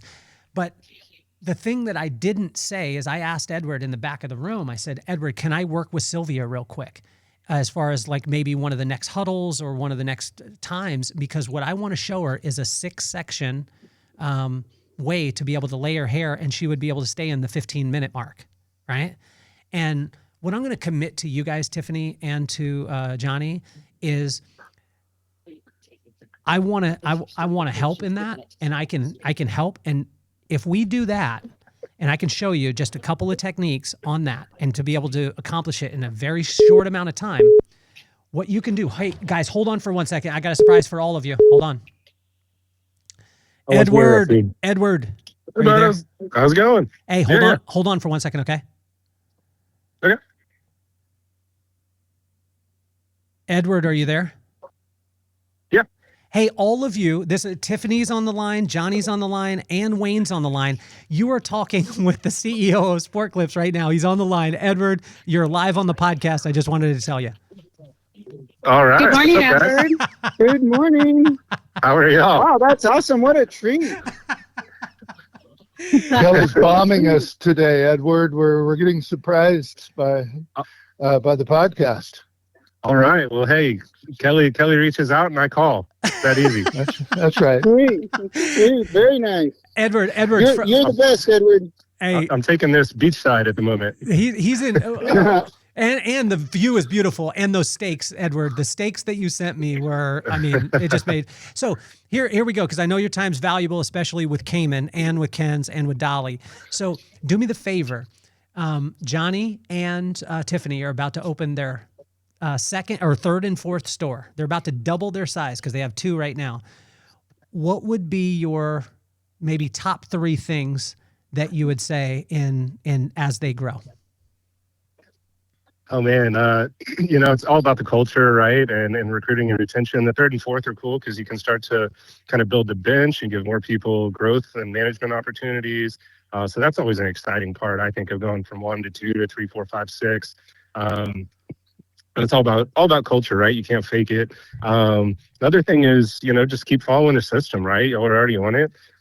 It's easy to start to outsmart yourself, right? As you learn more, it's like kind of a spot where you know enough where you might start to change stuff. So stick with the system. And, maybe third, learn from guys like Wayne in terms of how to structure your time, right? Your time management becomes more important the more units you have. And so you'll probably feel a shift in terms of how you have to block and plan your time with 4 versus 2. So when we were talking to Edward, you were talking about the infrastructure. When you start to expand, the infrastructure becomes so important. Where the excitement was important when you have maybe 1 or 2, the structure and infrastructure becomes so important. Was that? Am I correct? Did I say it correctly? Yeah, absolutely, right? Like some things become easier, like being able to promote from within, and that's great for the team too.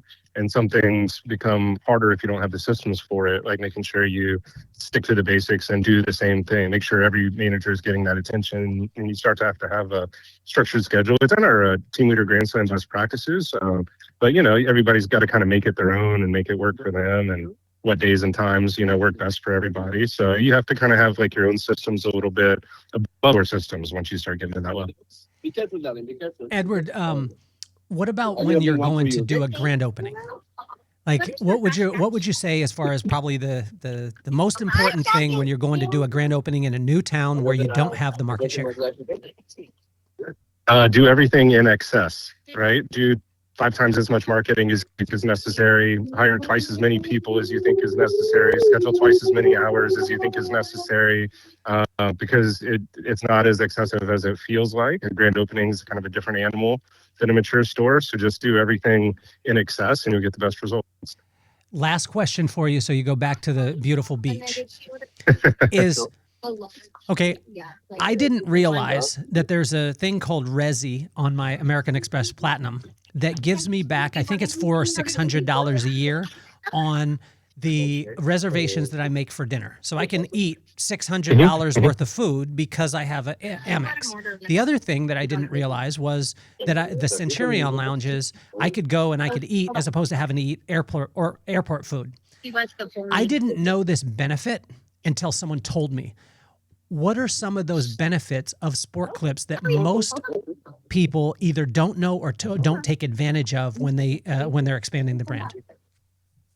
That's a great question. I would say that thing I called the Team Leader Grand Slam best practices, the 5 categories of things that are the most important things that more successful team leaders do more and better than less successful or smaller team leaders. That's a document that's not used half enough. And so that's kind of a hidden gem. The second thing I would just say is the network, right? There's so many people who've done it before that are good at it, other team leaders who are happy to help. You don't have to learn everything for the first time. So there are kind of some shortcuts in the relationships and the network and other successful team leaders if you take advantage of it. I want you to get back now. I want you to understand if you're Edward, you're live right now on. Hey, I've only gotten to listen to myself so far. I'm going to stay on for a minute and listen to y'all. That sounds good. Wayne, in your tenure, right? How many team leaders that are new that have come on have actually called you and said, "I've got 2 stores, 4 stores, 6 stores. You've got 32. could I bend your ear with a couple questions? How many times did that happen a week?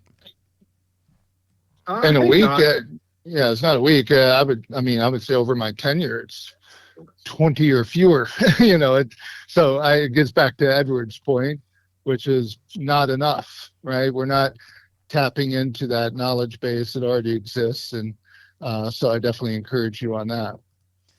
Tiffany and Johnny, you have this opportunity right now. What questions do you have for Edward? As you guys continue to expand, and I'm so excited for you guys with the Central Coast because, Edward, I think we're going to have to spend some time on the Central Coast too. I just want to let you know, buddy. It's oh darn, we're right by the beach. It's close to my heart. Lompoc is close to my heart. Tiffany, Johnny, you have the floor. Any questions for Edward? Well, first off, excuse our dogs. We have the dogs on a walk right now. But do you have any questions for Edward, honey? Not really a question, but a comment. Hey, you have the best franchise from what I see. Really happy to join your team, and that happy that you guys accepted us to actually join the team. And your dad, great people to work for, besides the huge franchise. So really, really happy to be part of it. And your support is just amazing. You're always there for us. And thank you for that. I feel like I am very excited to grow within the company, the both of us. I think that this is something that we definitely want long-term and see where it takes us. We want to, be more involved with you guys, work closely with you guys, and then also be able to grow these stores at a higher rate. No, I just said, no, absolutely. It's we appreciate y'all being on board. As soon as we met y'all and got to know about your business experience in construction, it's a different workforce, but the leadership skills are completely the same. You have to tailor them a little bit, completely the same. So we knew you'd be great, and you're doing great, and I think you're going to continue to do great, and happy to support in any way I can. And it was great to see all the leadership last week too. Same here. Thank you. Yes, same here. Well, I want to tell you, Tiffany and Johnny, and I'll tell this, Wayne, I think you've heard this story before, but I remember reaching out, Wayne, you met the guy, Eric Chin, who was the founder of Tiny Prints, right? So we went to high school together. He was at the last Vibe Room. And so I reached out to him. I sent the same identical text to him and Jacob Ellis, who was at the time the president of Paul Mitchell. And it just said, I've got to this point in my business, and I have limited knowledge, and I need help. And you obviously have created an amazing business, and I would love to be able to spend some time with you and get some mentorship because I don't know how to grow past where I am right now. I sent that text message to two people. One, the Eric Chin. Number two was Luke Jacob Ellis. Luke Jacob Ellis hit me back within about 7 to 8 minutes. And he said, absolutely, send me your numbers and we'll go over your numbers every quarter. And then I did the unthinkable. I actually asked him, why did you actually answer my call? And he responded back because, this is the president of Paul Mitchell, someone who took Paul Mitchell from, 2 million to over $1 billion, right? And I asked, why'd you take my call or why'd you respond? And he said, because no one ever asks. And it blew me away. And then we went on, and within 1 year, he took our company. Our profit margin at the time was about teetering about 11 to 12. As far as our profit margin, 11 to 12. He took us to 28% within 3/4 of a year, just from asking questions. And so, what I want you guys to understand, whether it be Johnny and Tiffany or Wayne, or Edward, he has friends that inspire him. Make sure that you're asking the questions. And so my question to you, Edward, is what makes up the people who excel? What separates the difference or what separates the person who is a team leader who excels and just, goes to the stratosphere, and we have those within Sport Clips, and the person who maybe doesn't have that is it DNA? Is it that they are destined to do that, or are there a couple of little things that they're willing to do that other people aren't willing to do? Yeah, I think it's mostly behaviors that are pretty coachable. I mean, if you're just not cut out for, if you just don't enjoy working with stylists, there's not much you can do about that. But outside of kind of that fundamental element, mostly behaviors. I'll refer back with the reference to Paul Mitchell. I'll refer back to a conversation I had with JP, Jean Paul DeJoria. I was probably, I don't know, 14 or 15 years old, and we had a small group lunch with JP, or dinner, I think it was. And so I had the ability to sit next to him for the whole dinner, and so I was just picking his brain. But the main question I remember asking him was, "Hey JP, I want to be successful too, just like you, and really impressed with what you've done. What would be your advice, for being successful?" And he said, "It's very simple. Most successful people are just willing to do what less successful people are not willing to do. That's really it." And so I think mostly it's behaviors, and mostly we've decoded it. So you got to enjoy working with stylists and barbers. And really, most of the best practices are in the 5-point play and the processes at the store level, and the team leader Grand Slam best practices above the store level. We were at that leadership in the Bay Area, East Bay, last week, and I think I mentioned it. I started working, I went from focusing mostly on the company stores to starting to directly support franchise territories in 2013. August of 2013 in the Bay Area was the first territory I worked with.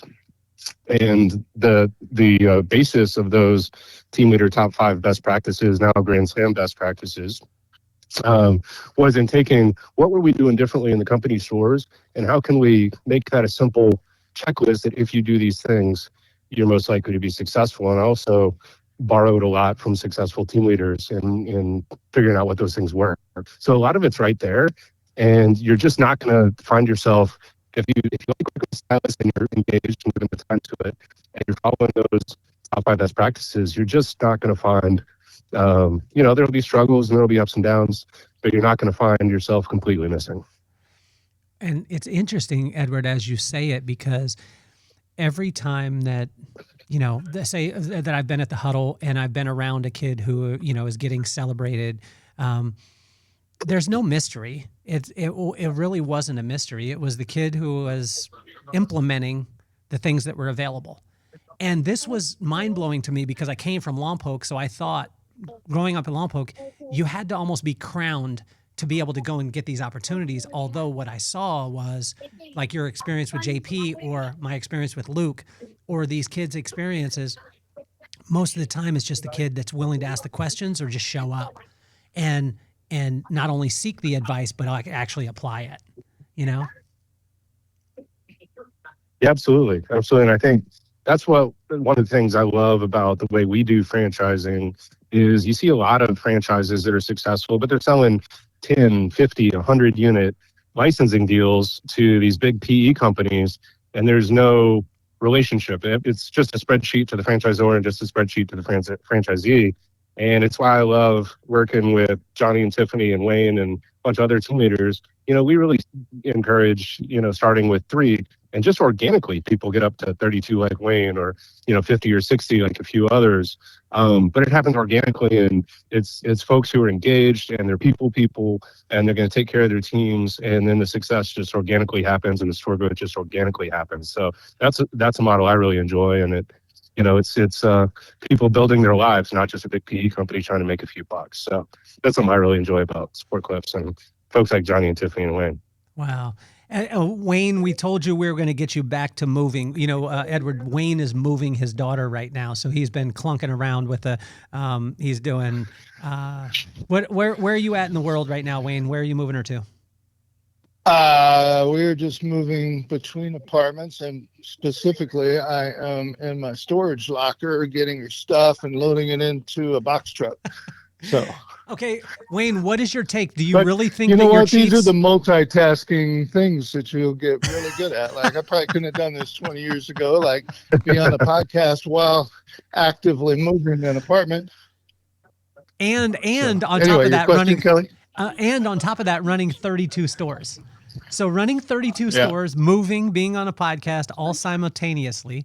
Do you really think that your Chiefs are going to win the Super Bowl this year? Well, I did read that Patrick Mahomes is cleared for 100% participation in training camp. So if he's healthy, I like our chances. We'll Edward, see what married Travis Kelsey at the age of 35 looks like on the field. But yeah, I mean, I'm not going to rule him out. Let me say that. Edward, am I allowed to? You said a quote to me. I sent it over to you, and I think that this would be a one-page book that you would write, and it was about timepieces. Can I say it? Yeah, sure. So I asked Edward, Johnny, and Tiffany. I want you guys to understand that this was massive. I asked Edward. I was like, "Do you like timepieces?" And the conversation shifted, and Edward was talking about the fact that, he wanted to.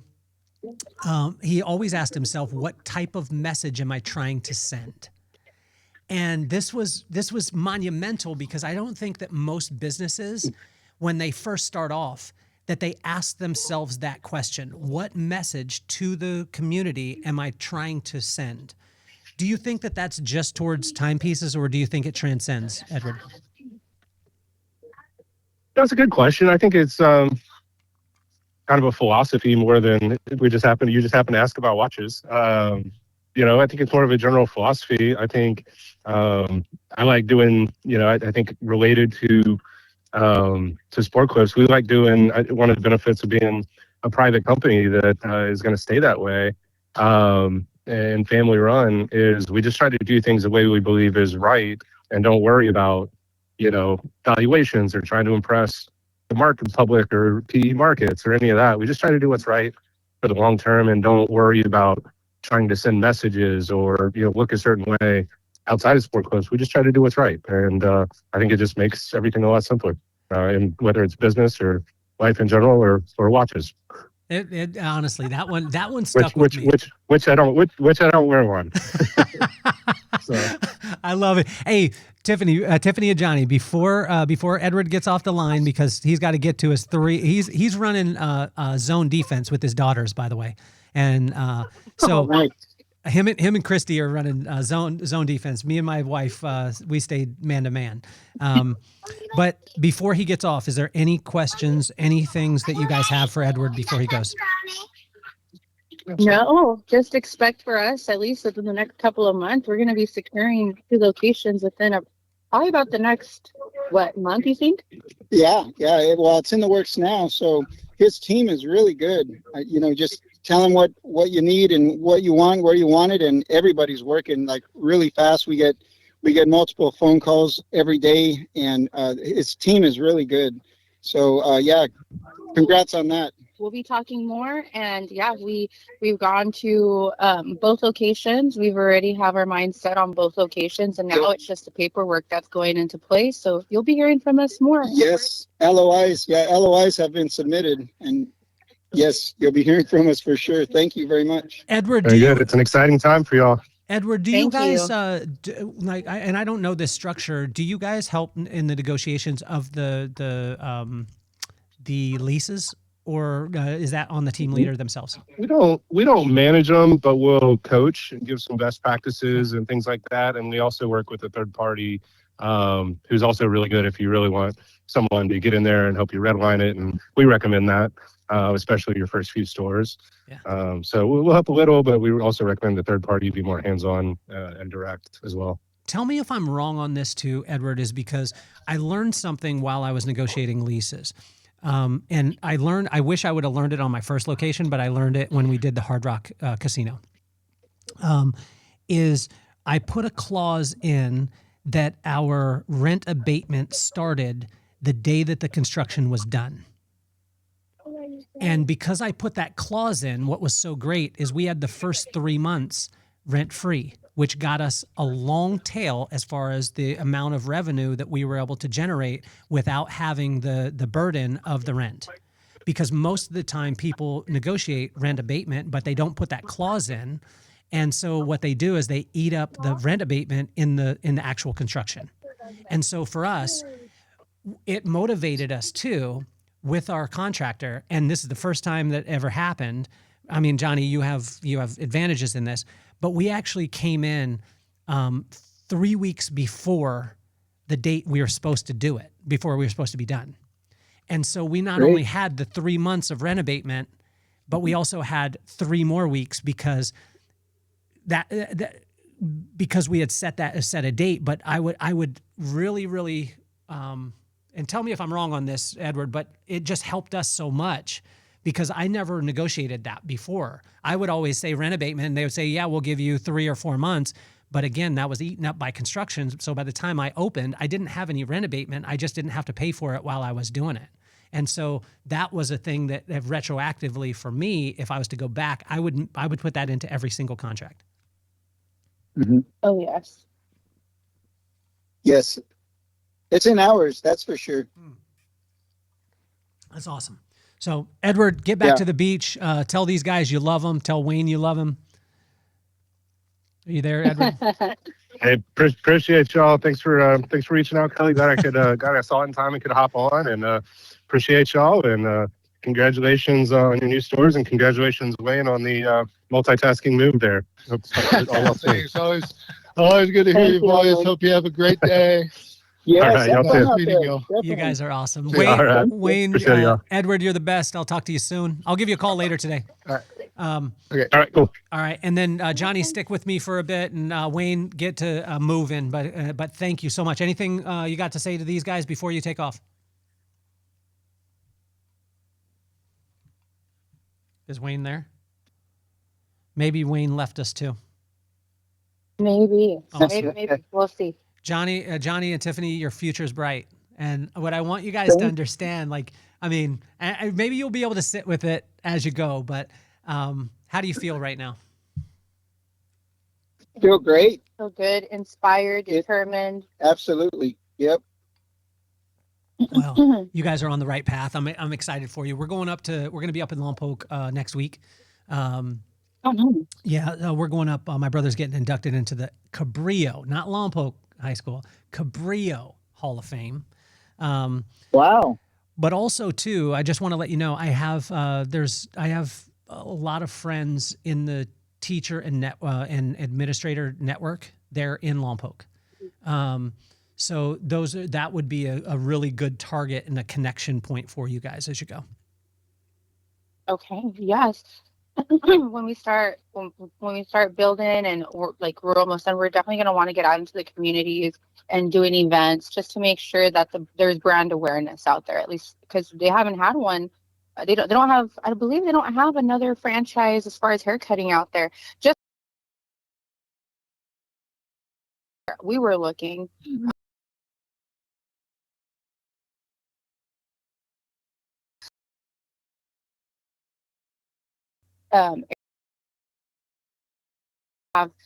There's a prison there.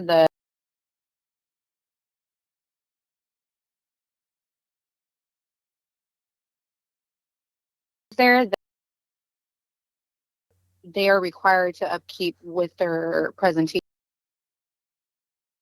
So I really going to be a successful move, and I'm excited to see what it brings.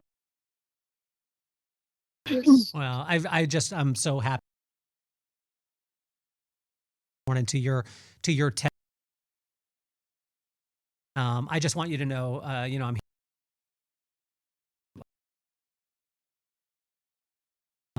but I just want you guys to know how much I'm in your corner. I'm cheering for you, and you guys are amazing. We appreciate that. Thank you. You're amazing. Thank you, Kelly. Well, hopefully your day is incredible. Thanks for being on the show today too, and I appreciate you. Get back to your dog walk, okay? Awesome. Thank you. Thank you, guys. Kelly. You have an amazing weekend. Okay. Have a great day. I'll talk to you soon. Thank you. Right. Bye-bye. Bye-bye. This is the cool thing with You Have to Meet My Friends, because I tell you, those are some moments that you never get. We just had the CEO of Sport Clips, 1,800 locations, 18,000 employees in America and Canada, one of the top franchises in the professional beauty industry.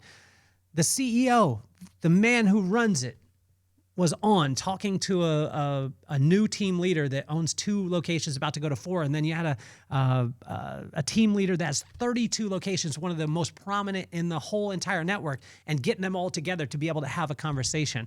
Those are the kind of things that happen on You Have to Meet My Friends. Plus, earlier we had the former artistic director of Paul Mitchell, and one of the most iconic hairdressers in the entire world, and one of the greatest educators that's moving on to do a completely other side of her career in Stephanie Kachelski. So I hope you've been entertained. I hope this has been amazing for you. Make sure you share it with your friends. And if you're listening right now and you want to go back and you want to hear this full conversation, you can on Apple, Spotify, and YouTube. And make sure that you like it, that you subscribe to it, send a comment, and share it with your friends. That's what we do.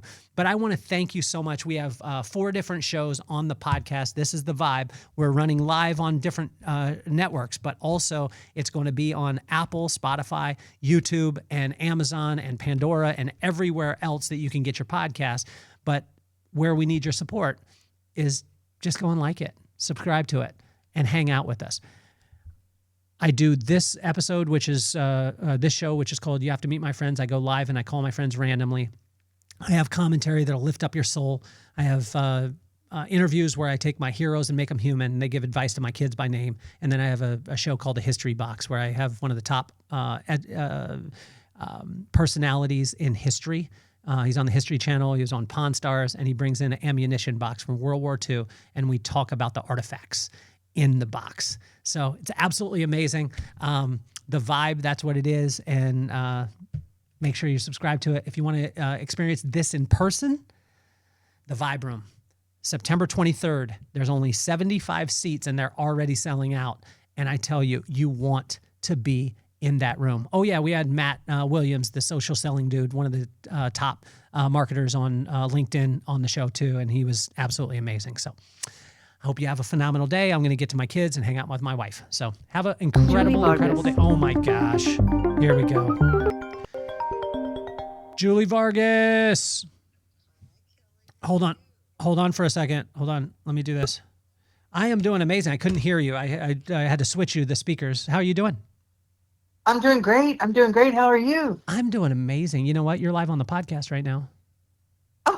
Well, hello. You are one of the very first people to call in to me, because I'm generally calling out. But I want to tell you this, Jolie. Check this out. Today on the show, we just had Stephanie Kachelski. You know her.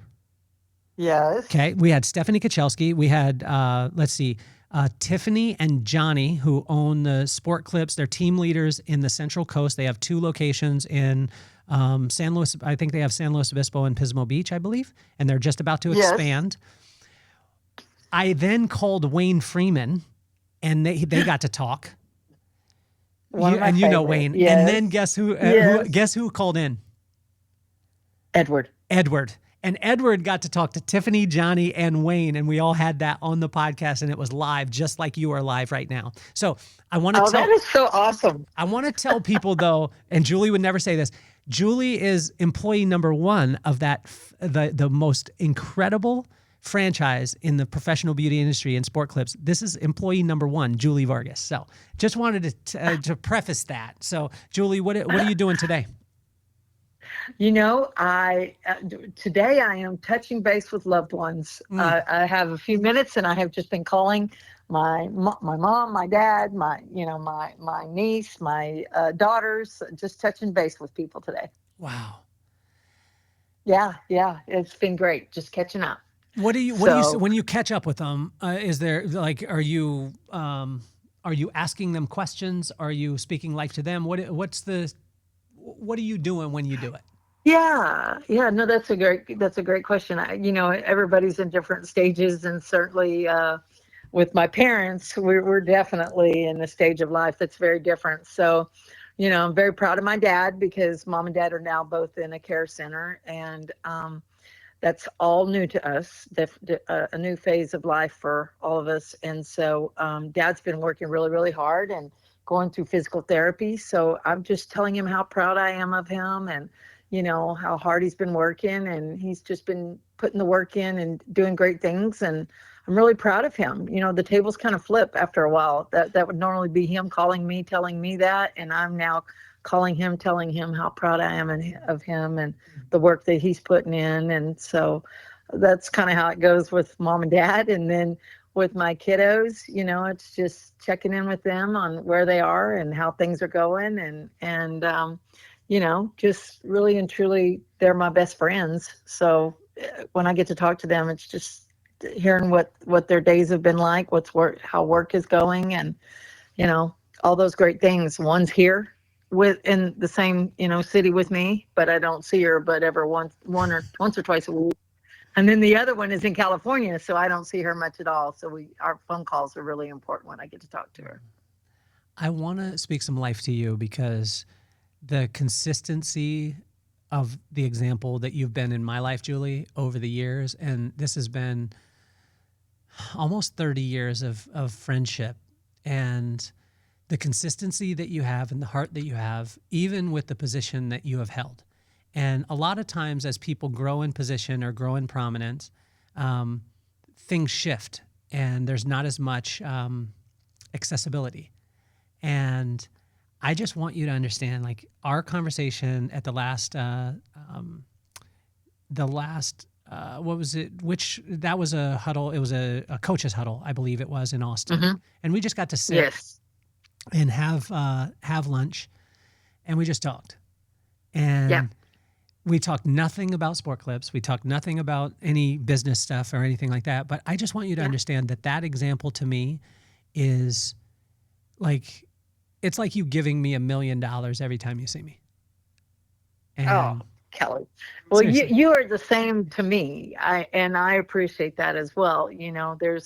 There's friends in life that are, friends through work, and then there's friends that you would call on just because you need to, bend their ear and have a conversation. And I feel that you are someone that I could call and talk to, and you too breathe life into so many people, and that. And I feel that you are that to me as well. So I value that very much. I appreciate you. And I do have a new barbecue place that you have to check out in Austin. Okay, please do tell. It's called Rollin' Smoke Barbecue, and it's right down in the heart of Austin. I'm going to send you the Instagram. I saw them on Instagram because they liked a post that I did about De La Soul. Uh-huh. And I ended up going, and I believe I think Kyle is the owner. Okay. And I went, but I didn't understand Texas verbiage, because the lady asked me, "Are you hungry? Are you medium hungry? Are you small hungry?" And I said, "Medium hungry." Uh-huh. And she brought out, I swear it was a truckload of food. And she was like, I don't want to even know what hungry means in Texas. Ooh, yeah, that is funny. But I can only imagine. I love that. I love that. I was on my way out to Georgetown the last time when I landed, but I stopped. I rented a car, and don't get me wrong, it was humid, Julie, but I wasn't sweating from the humidity. I was sweating. I had meat sweats on the way out to Georgetown. I bet you did. Oh my gosh. I bet you did. I'm funny. gonna send you the picture of the plate of this thing. Oh, good. You took a picture. Oh, yes, yeah, you got it. Yes, I got to see it. It. Can That you is do? funny. I can only imagine, though. I can only imagine. Oh my gosh! Can you do me a favor? I know you're a busy woman. I gotta run too. But can you give some insight to anyone who's either starting in their business, that they're in the middle of their business, or they think that they've got to the place in their business where they don't know what to do? If you had those three people in the room, coming from a woman who believed in something before it was popular to believe in, it would be easy to take a job with Sport Clips today, especially to be in your position. If someone offered that position, would be amazing. But when you started, there wasn't 1,800 locations. There wasn't over 18,000 people. There wasn't a network, and you weren't the #1 franchise in the professional beauty industry. What would you say to those people who are either starting out in their business, they were kind of in the middle and they were kind of, maybe losing a little steam, or they were at the point where they were thinking, what else could happen, and I don't know where to go with this? Yeah, no, I love that. I think that the thing is, I would say that be patient, believe in yourself, put yourself out there, because I know sometimes we become, even today, sometimes my biggest challenge is with myself, right? Afraid to maybe speak up or put an idea out there, because you think, oh, how will it be received? But just don't be afraid to take a chance, and continue to work towards what you believe in, and persevere. Perseverance only makes us better. The more we work at something, the more we believe in something, and the more we fight for what we believe in, I think the stronger we become and the better the outcome. Because I honestly believe that anything that's worth having is worth fighting for and working towards. So just continue to believe, continue to persevere, and put yourself out there, and put the little elbow grease in that it's going to take to get there. But you'll get there, and it's all worth it in the end, because you'll be a better person because of it. You'll be stronger because of it. And even though the outcome may not be exactly what you wanted, you'll be in a better place. Julie, you're amazing. I appreciate you. I love you more than you know. And what you've done, and the cool thing is I've got a chance to be able to see it in your daughter too. And Aww. I have so much love for your daughter. Your daughter is so cool, and I give her such a hard time, and I gave her a hard time at Huddle. But it's amazing to see what you've done for the next generation also. And so not only a phenomenal person, phenomenal businesswoman, but an incredible, incredible mom. And your daughter is very lucky to be able to have you. Oh, I can't wait for you to meet my other one, because they're equally very, very different and amazing women. But I appreciate that, Kelly. That's very kind of you. Well, you're the best. You're officially off the hot seat, but I love you, and I hopefully I'll see you soon. I don't know. I think Edward and I were talking about. I think that I should see you at the coaches huddle. Yes. So I think that will be, and then I want to get you out to the Vibe Room at some point too. September 23rd is the next one, but you got to get there. So I would love it. I would love it. Well, Kelly, as always, I so appreciate these moments, and thank you for calling me, and you keep doing you and keep doing what you're doing, because you're pretty amazing. You're awesome. Thank you so much. You're the best. Thanks, Kelly. Talk to you soon. All right. Talk to you soon. Okay. Bye-bye. Bye-bye. That's the kind of surprises that happen on the show, and it blows my mind. That was the #1 employee of Sport Clips. That's Julie Vargas, and I tell you, one of the most influential people in the professional beauty industry, and she just happens to be my friend. So you have to meet my friends. I go live and I call my friends randomly, and they don't know they're on the podcast till they're on the podcast.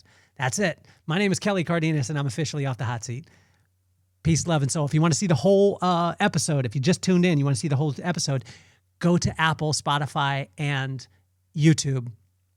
You'll be blown away. I mean, this episode was unreal. So have a wonderful day. Peace, love, and soul.